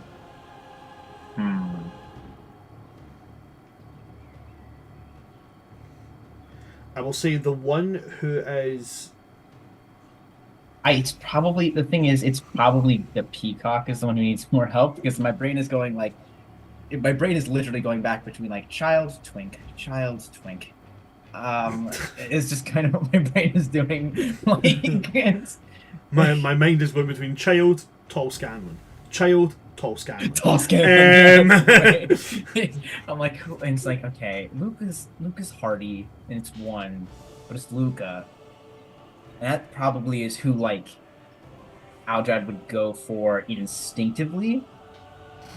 Okay. You know what? No. Aldrad will go help out Luca because he knows Rowan can handle the one nearby with the peacock. So he'll be like, nope. The thing that you're the Hurlock that you'll be moving towards is prone. Is he now? Yes. He is being knocked over because the Mabari used the knock prone stunt on him. So currently the thing's on the ground. Does that do anything? That's what I'm just double check. Oh, sorry guys, please excuse me. Just hold on a wee minute. Hey, yeah, Bob. I'll look it up. Sorry, Astrid's just woke up and she's come into the room. Sorry, give me a minute. Hey, Bob. No, handle that. You're good. Go.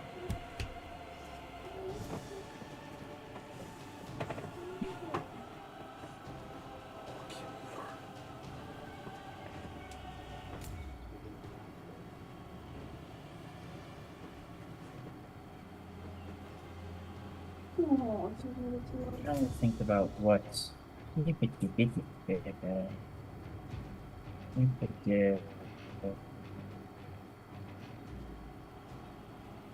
to see if there's like actually.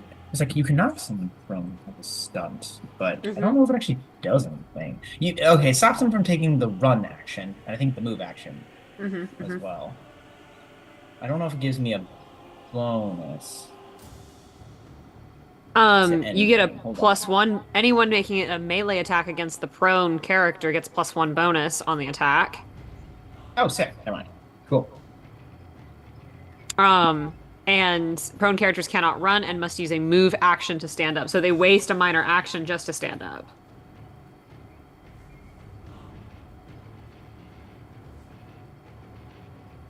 So pretty helpful stuff.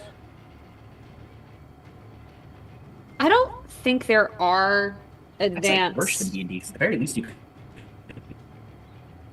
like use a chunk. You're going like a robot, Jack. I'm so glad it's not me. I thought I was about to get kicked from the Zoom again.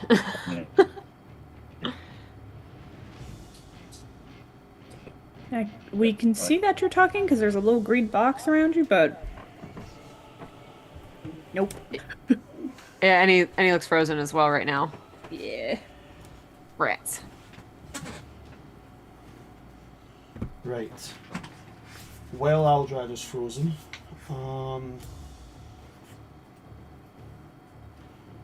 Where is the combat focus for? Nope, he's went down. We lost him. No.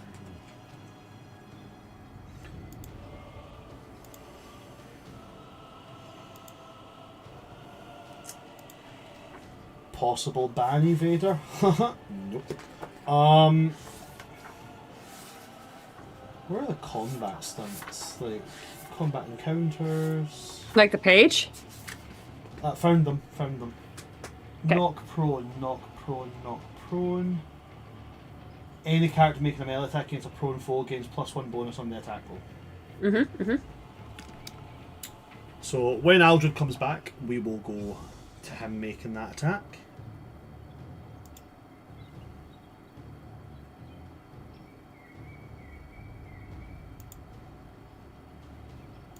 We just gotta wait for him to come back.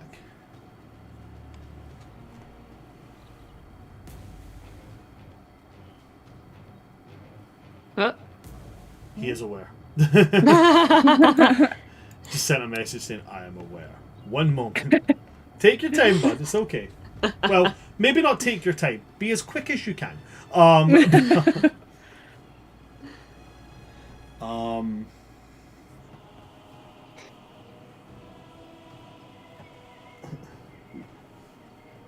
Who's on deck? Tashath? On deck is Tashath. Then we go to you after Tashath because the ogre is now dead. Slay. Slay. Hooray!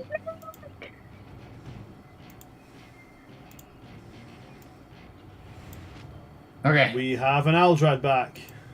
Are we good, y'all?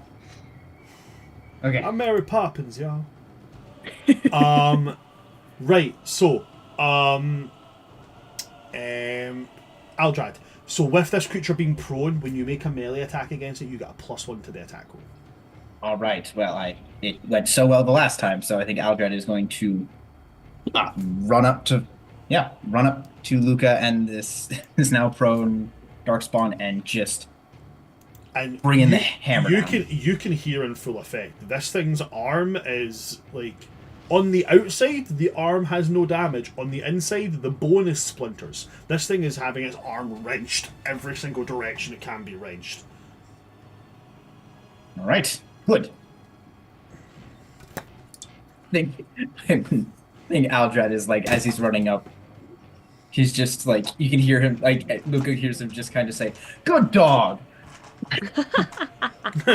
Good dog, curb stomp. That's going to be stunt points. It's going to be a +1 to hit. Oh, it's an all-out attack. That's fine. So you've got a +2, +3 to the attack. +3?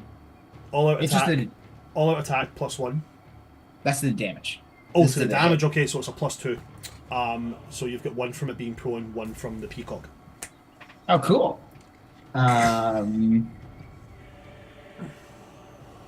There's a 10 there, but not in total. Sorry, 10 on the dice. 19 to hit. 19 to hit. That is definitely going to be a hit. Excellent. I got stunt points, so I'm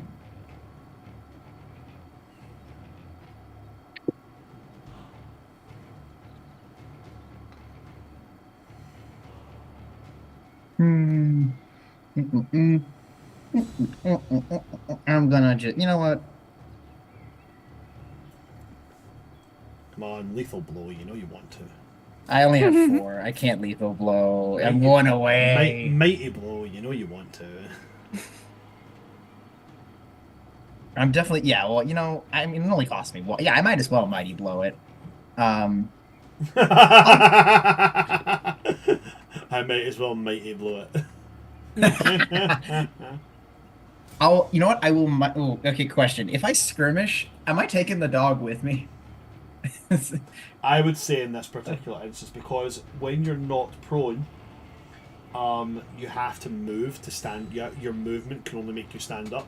So I would say if you were to skirmish it, you'd be picking it up off the ground. I'd say you can't skirmish it. Not with this dog on top of it as well. Yeah, that makes sense.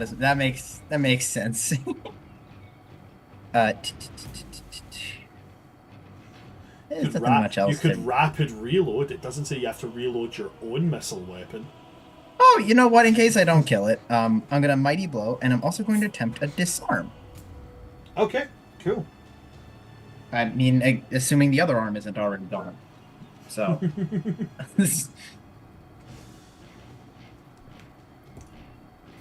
Okay, so roll your damage first, and then we will make the opposed weapon attacks. Yes. So that's that. Then you. Excellent.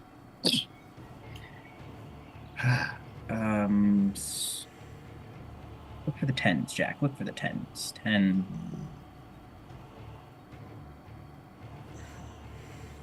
21 damage. 21 damage. minus the 5 brings it to 16. It doesn't get the -5 because of Chainbreaker. Oh yeah, Chainbreaker. It's 21 damage. And that's on the one that yeah, it is. I don't think you need to disarm. Okay. It had 9 hit points left. You've dealt 21 damage there, which is completely ignoring the armor. Then a question.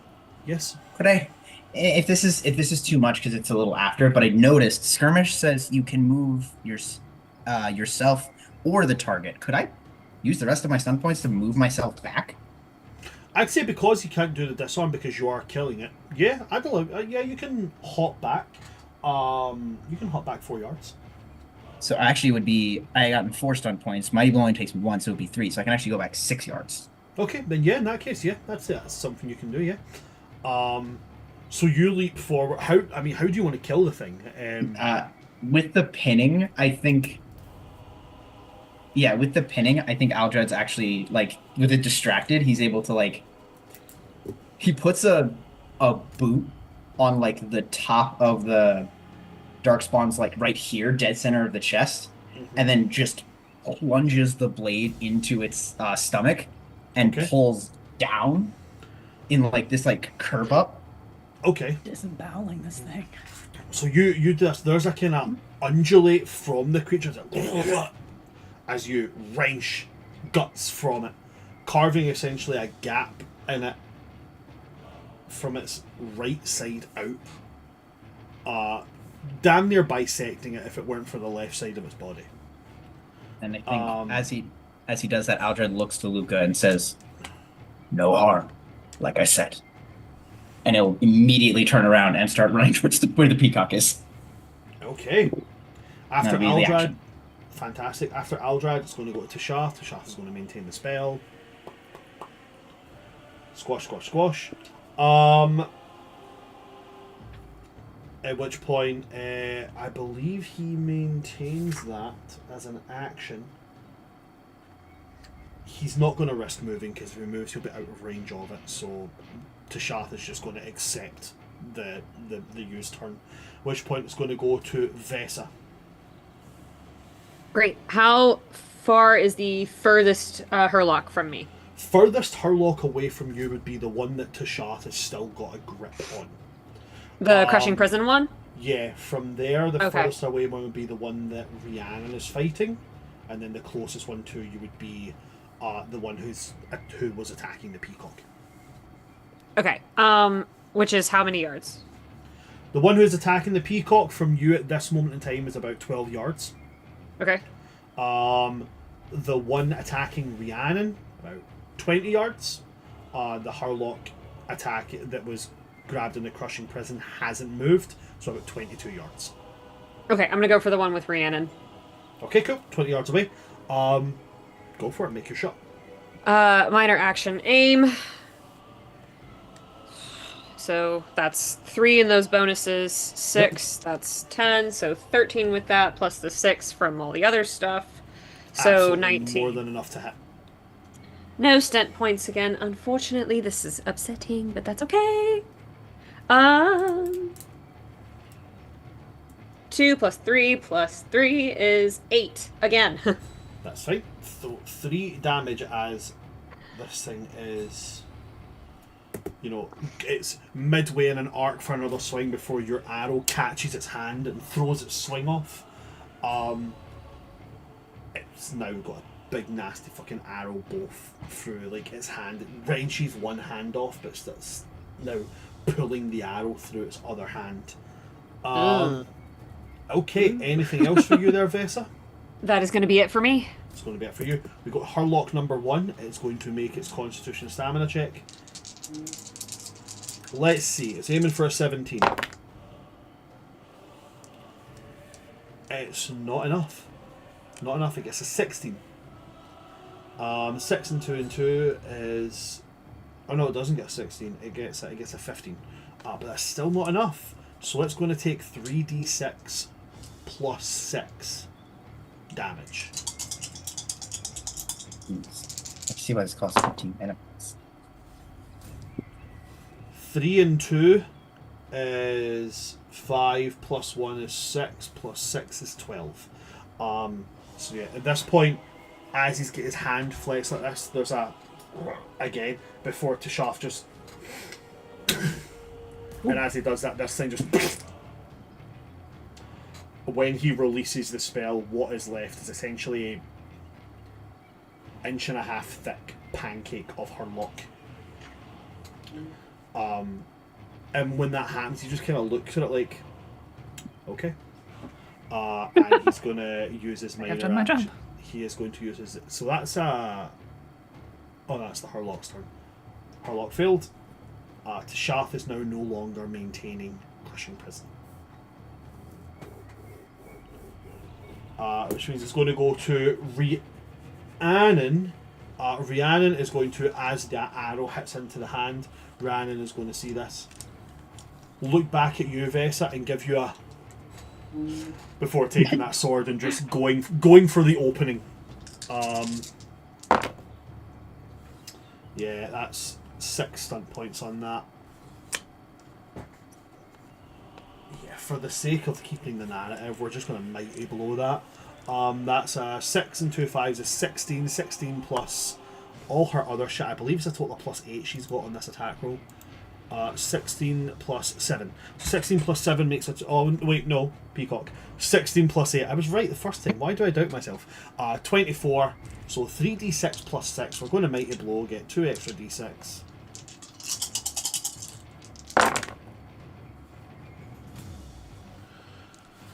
(10, 13, 16, 20, 26 damage.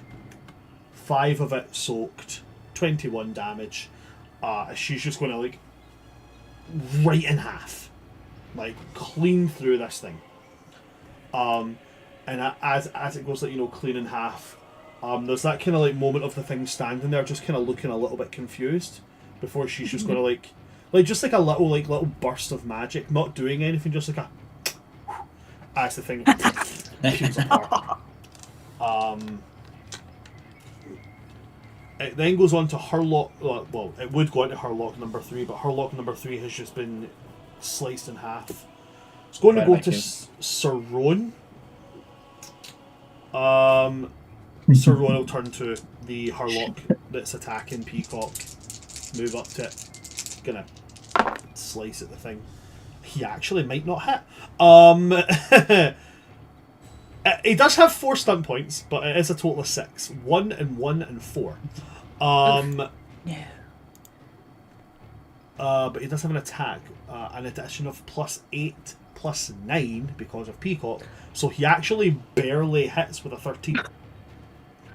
Barely hits with a 13. Peacock. That's support. 6 and 9 is a total of 15, so he barely hits.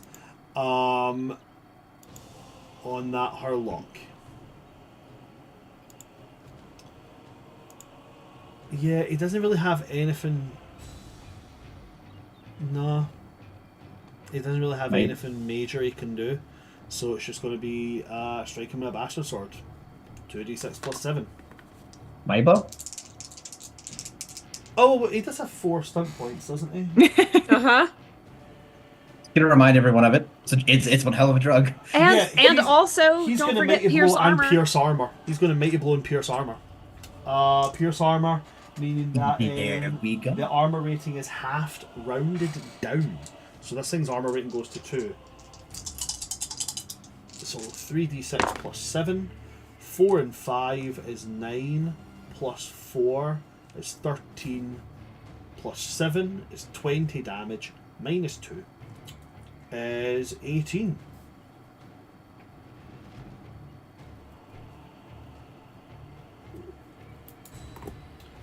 Yeah, as he's going to come up behind this thing, just take his sword, because he threw his shield away. Take his sword and just straight through the back. Giving a little... the Mighty Blow part is going to be the straight through the back, and as it comes through this thing's chest, just gives it a twist. But he kind of doesn't get it right on centre, so the thing is still up. Which means it gets to take its attack. So it's going to turn and it's going to swing at Rowan. He doesn't have a shield. 6 and 1 is 7. 7 plus 4 is 11. 11 plus...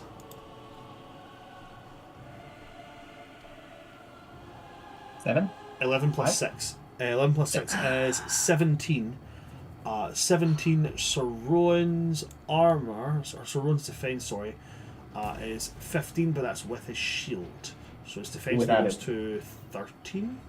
Yes. Boo.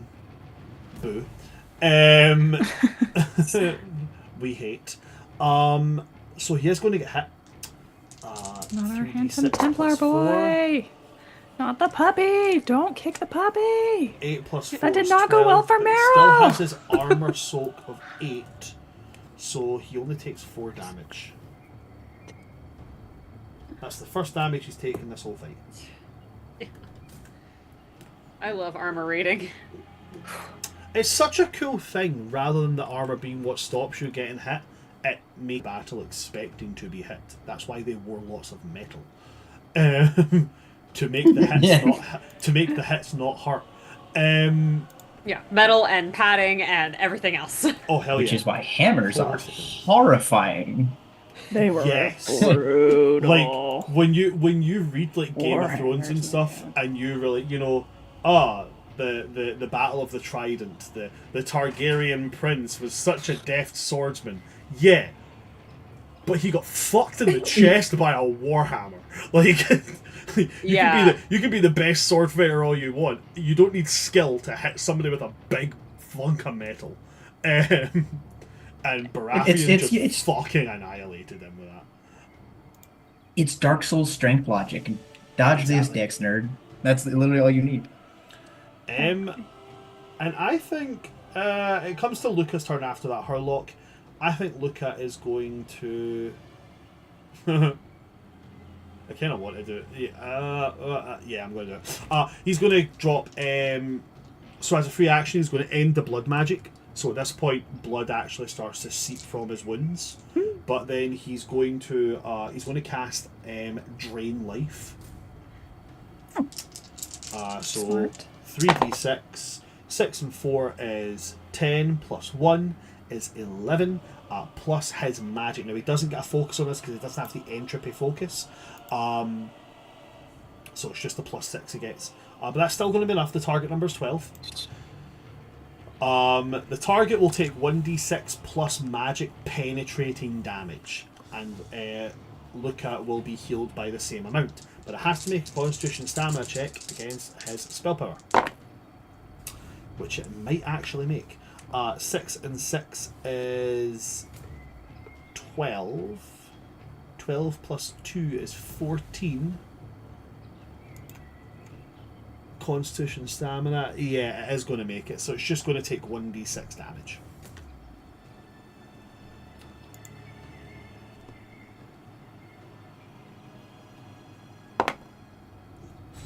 That is 5. Now let me just double check something very quickly. I do apologise. Yeah, you're good.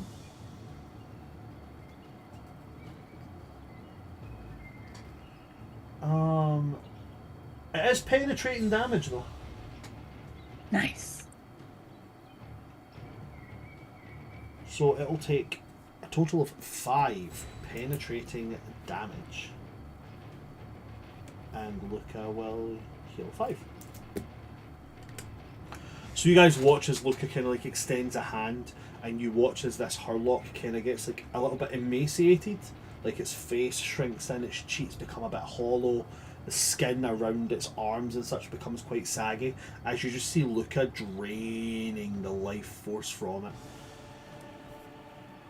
After Luca, it goes to Meryl. Me? I mean, let's just throw an arcane lance at this thing. Do it. Do it. Can't really do a whole lot. Dogpile him. Okay. That will be an 18 to hit. 18 will hit. Roll me Okay. your arcane lance damage. 1d6 plus your magic. 6 damage. 6 damage total. Mm-hmm. How would you like to kill it? I don't know. It has 1 hit point. Your 1d6, your 6 damage, 5 of it's going to get soaked, leaving 1 left over. It's the most anticlimactic but comical end to a combat ever, as there's just a... I think like it's literally like she's gonna go towards Tira to make sure to like keep Tira safe, and then sees that Luke is bleeding, and she's just like, boop. She sends off the little arcane lance, just kind of offhandedly, like, I'm not useful. Let's just chuck this, and then it's like, oh. It's like in Okay. D&D, if you killed something with like an eldritch blast, you like carve a hole through it. Yours is more of like this thing is like, and it's kind of like takes a step forward. You just kind of, and it kind of blasts, and it's almost just like the David and Goliath. It's just it hits the temple of it and just it just kills over. But She's in that very moment, smart. She's like, oh, it's dead? Okay. Aldrad, yeah. Oh, you're good. I was answering Vess's question. Alrighty. In that moment, we do leave combat.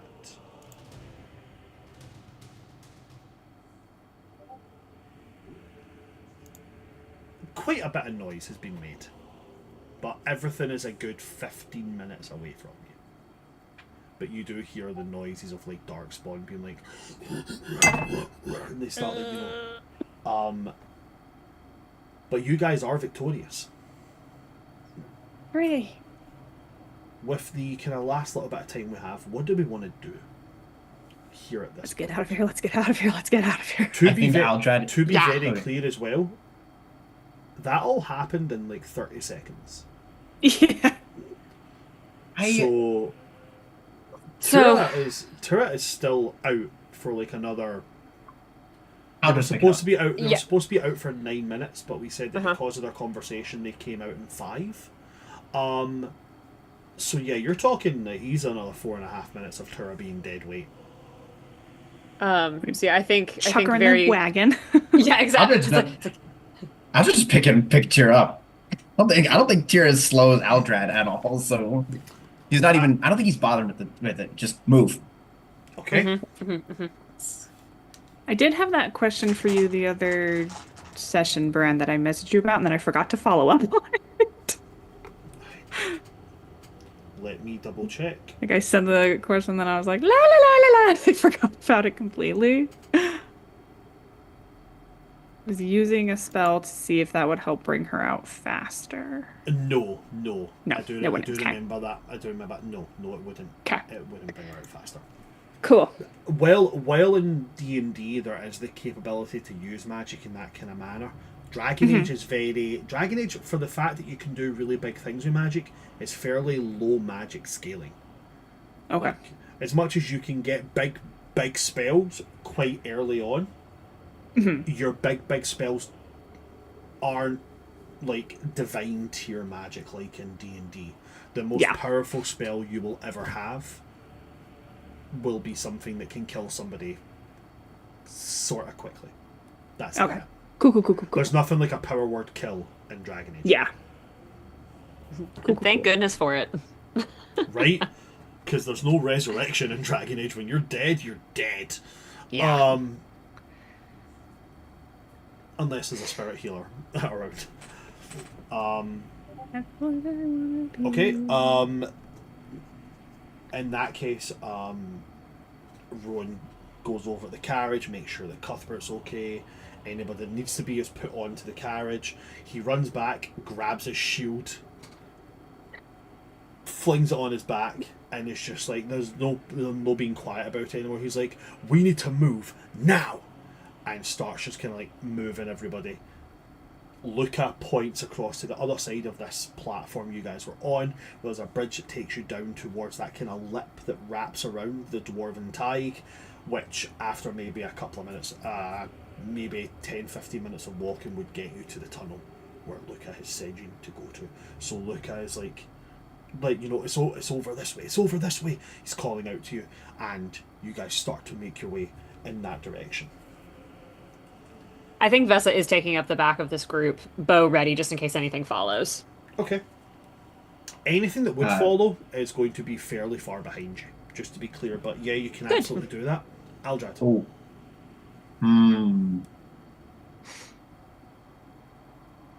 We don't have any vials on us.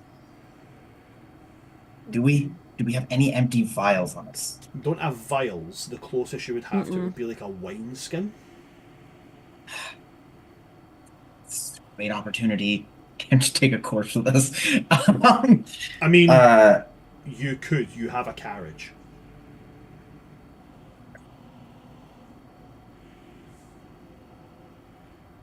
I'm thinking about our darkspawn blood we need. Yeah. If we're still doing that, like,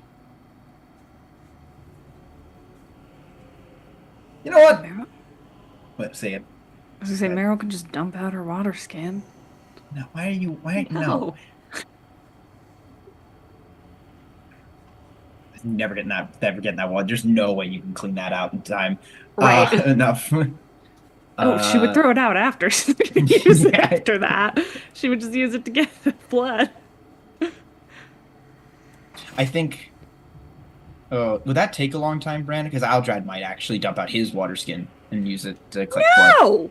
No! Maybe like a minute or two. I'm emptying mine! No, Aldrad's just picking up a corpse. Spiteful about it! Okay, Aldrad just picks up a hurlock and is like, cool, on you go. That works, yeah. Cool. Up you go. I think as Aldrad's putting it in there, though, he's gonna, like, as he puts it in, looks at it, just smashes its skull in. Double tap. So smart. Always double tap. Always double tap. Yeah, cool. You put it in there. You give its face a good few punches to make sure that that thing is dead. Anybody else doing anything before we move beyond this little plateau? I'm just gonna take care of my boy. My boy. Then, in that case, the carriage starts trundling along.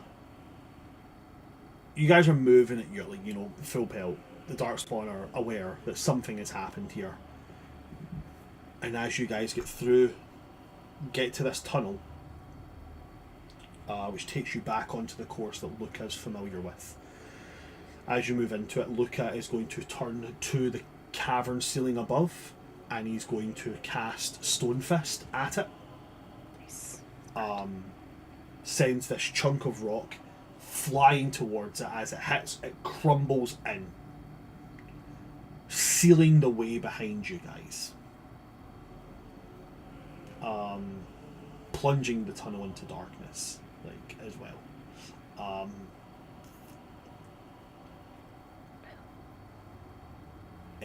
Smart boy. At that point, I would say that Rowan would probably be closest to the carriage, reaches in, takes out a torch, lights it, holds it up, and just looks around like, okay, sound off, who's still alive? Everyone? The peacock is just Knocking like, him on. the peacock is like, I'm alive, but we've lost a brave soldier, and just like looks at the tattered ruins of his shirt and coat. Rhiannon, like, I'm alive, very, very adrenaline rushed, but alive. Vitana is like buzzing. She's like, yeah. Yeah, we just had a great time. Luca's just very plain like, here. Cuthbert does. Good bird. Cuthbert is perfect. And from Luca's side, there's a whoa, as there's now a Mabari following you guys around. This was the role. This was the role I made earlier on, and said that, you know, if there's any of the players that want to be included in this, let me know. And everybody was like, yeah, no. Rolled it. So there has been. This is something that happens with Mabari. You can't just buy a Mabari hound and then keep it like a normal dog. Mabaris do a thing called imprinting, which is when there's a intense emotional moment that happens with these dogs, they can bond to the people within them. I made the roll between Vesa and Luca, which is why I said going to roll this thing between you guys. So the reason I rolled it is because one, Luca was the one opening the cage, Vesa was feeding the dog. So I was like, okay, both of these are significant to this dog, both are acts of kindness. Therefore I was like, as much as Vesa was very much like, I don't want a fucking dog. Like, I don't want a fucking dog. I felt like Vesa had to be included in it. It was very, because like as we like, you don't get a Mabari. A Mabari picks you. Like, right, exactly. It. So You which is why I said my person. I kind of put it out there roleplay wise of like, hey, we might be able to get like a really cool dog, and then the reactions were very much, I am not cleaning up after that thing. Luca really does not want the dog, but I was like, we have two people who can get the dog. Neither of them want the dog. Roll to see who fucking gets the dog. So Luca's now stuck with a dog he does not want. Here, we'll help take care of the dog. That's so perfect. Which is the direct opposite to the hero Ferelden, who's like, hey, I want a dog.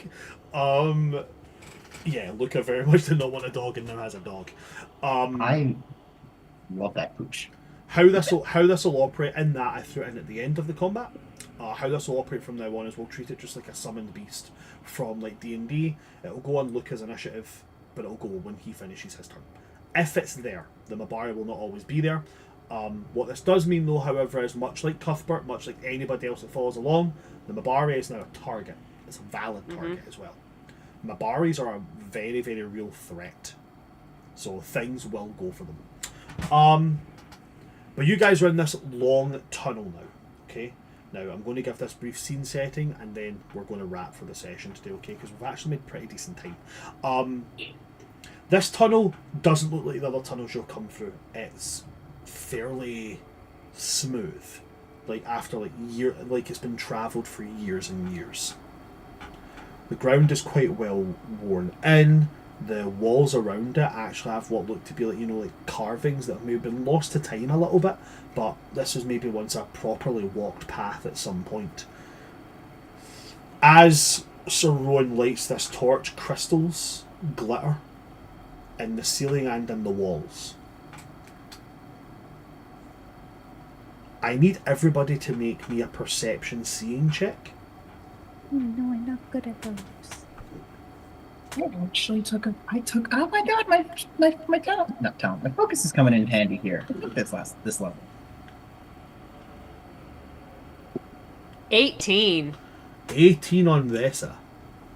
12. You're quite focused in on Luca right now. Yeah, I'm taking care of my baby. But I would say you're going to get I'll give you a snippet out of the corner of Yeah. your eye, because the target number I was looking for was 13. Oh yeah, 15! Hooray! You got 15. Okay, so Aldrad and Vesa, as everybody's kind of doing their own thing, Aldrad and Vesa will see it. Meryl, you will get it out the corner of your eye. Okay? To the furthest reaches of this torchlight. Barely perceptible against the darkness, there is the faint outline of a tall humanoid. By tall, I mean like they're about maybe 6'7", but it doesn't appear like they appear stretched. Okay, so it's Like not the creepy bro. But it's there for like a second before it steps back into the dark and just disappears into the darkness. Now, Meryl, what you'll have seen will have been something moving into the darkness, not really a shape. Aldrad, Vesa, you guys will have got a shape. Tall, very humanoid in stature. Straight backed as well. Head maybe a little longer than what you would expect from a standard humanoid. And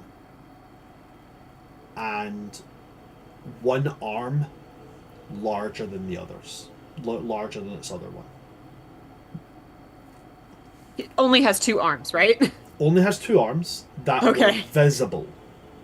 But one I don't like that. One arm was longer than the other.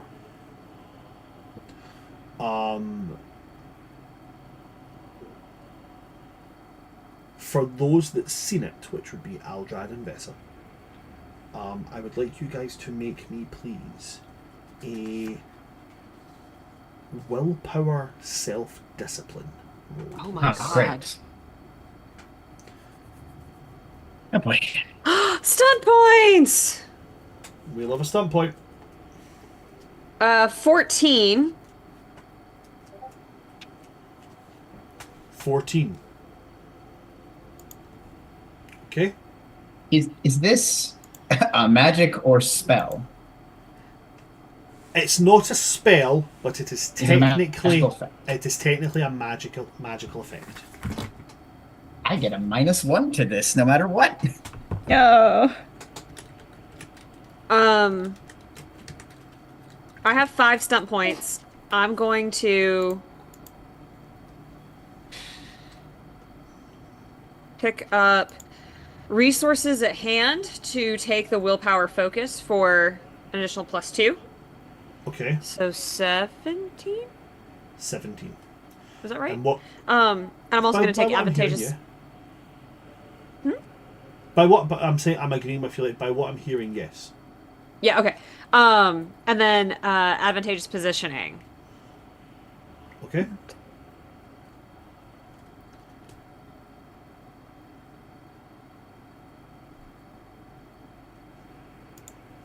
You're successful on your one, Abby. Okay. You're successful on your willpower self-discipline check. Aldrad? 16. Would have been a 17 as well, but I have a -1 Yes. Oh. from being a Kinari. Aldrad, you are not successful, I'm afraid. Oh damn. With Vesa just scraping by on that success. Glad So I took. you're both going to hear this. As none of you speak Ancient Tavine,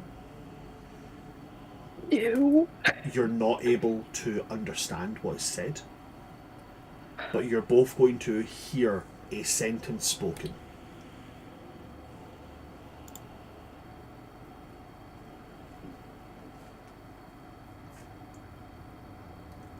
We didn't get to know what's said. Damn. But there is one word that for some reason it is fairly well known, but I will say this to you guys, you can give me a religious lore or an arcane lore to see if you would recognise it. Once this roll is done, that's when we're going to wrap. 9. 9. You've heard it, you don't know where, you don't know what it means. It's a fairly common known name to be heard. I wish I'd heard it 'cause 15? I know Ancient Tavine. 15 from you. So the Kunari are quite active within, like, Tevinter stuff. So you can definitely have heard this, and I'll give you that you would recognize the name and what it is. At the end of this sentence that is spoken in Ancient Tavine, the word Duma is said. Aldrad, I will give you this before we wrap. In ancient Tevinter, old dragons were worshipped as gods. These dragons that were lost are what became the archdemons of the Blights. Duma was the draconic Tevinter god of silence, and they were the archdemon that rose during the first Blight, arguably the bloodiest and most devastating Blight. This archdemon was slain, but its name is being invoked here in a place of power. Now, because you failed the check, Aldrad, I'm also going to say that going forward, until a point of rest, until you sleep, you're going to have another -1 on spell and magical effects. But with that, that's where we're going to wrap today, and I am not going to give you a cutscene, because that is enough of a cutscene there. Thank you so much to everybody that came to see us today. If you enjoyed what you've seen, go and check out all of our social medias at World Tree Quest, pretty much everywhere you can be seen. If you like what I did, you can check me out at Oops All Brands, everywhere. As a reminder as well, I'm also going to be at PAX U. Come and say hi. I will give you a hug, or if you don't like hugs, I will give you a crisp high five. That's going to be me very quickly. I'm going to pass over to my players and allow them to quickly plug themselves where they want to be. Abby, anything you would like to plug at all? Anything you've got coming up? You can find me at WittyXWitch across socials. I'm also very soon we're going to post the first episode of the Roll to Talk podcast, and you can find me on Star Ravens podcast as well. Absolutely fantastic. Go check those podcasts out wherever you can find your wholesale podcasts. Jess, anything for you at all? I'm on the Dicey Tables podcast that Wacky runs, and Abby is as well, and first episode's coming out soonish? Question mark. I'm here with Two This Guys on Wednesdays, but we're on hiatus. And other than that, I'm here and I'm happy. We lived! And last and most certainly not least, Jack, anything you'd like to plug at all? I'm writing. Find me on everything at Jacklish. If Jacklish doesn't work, take the L out, put a Z in it. If that doesn't work, underscores between things. Because, you can find me here, obviously, and then Sundays, welcome to the Academy. You get to see this room from a different angle with my lovely partner. Also, Brand, were you fanning yourself with a sticker? I was fanning myself with a bookmark. It's Krampus. Krampus! Look at him, he's so cute! That's why I changed my name from Son of Asgard to Oops All Brands, because there was one guy who had Son of Asgard on Instagram, and I was like, no. Thank you very much for that, Jack. If that's everything from my players and that's everything from me, then that's everything from us. Thank you so much to everybody for coming to see us today. I've been your keeper of tales, your weaver of stories. Oops All Brands here with me today. We have had stories from the Roses, we've had Jacklish, and we've had Witty X Witch. From all of us here, World Tree Quest, good night, stay safe, don't look at things in the dark. Also, don't pull a finny. Good night, folks. Good night.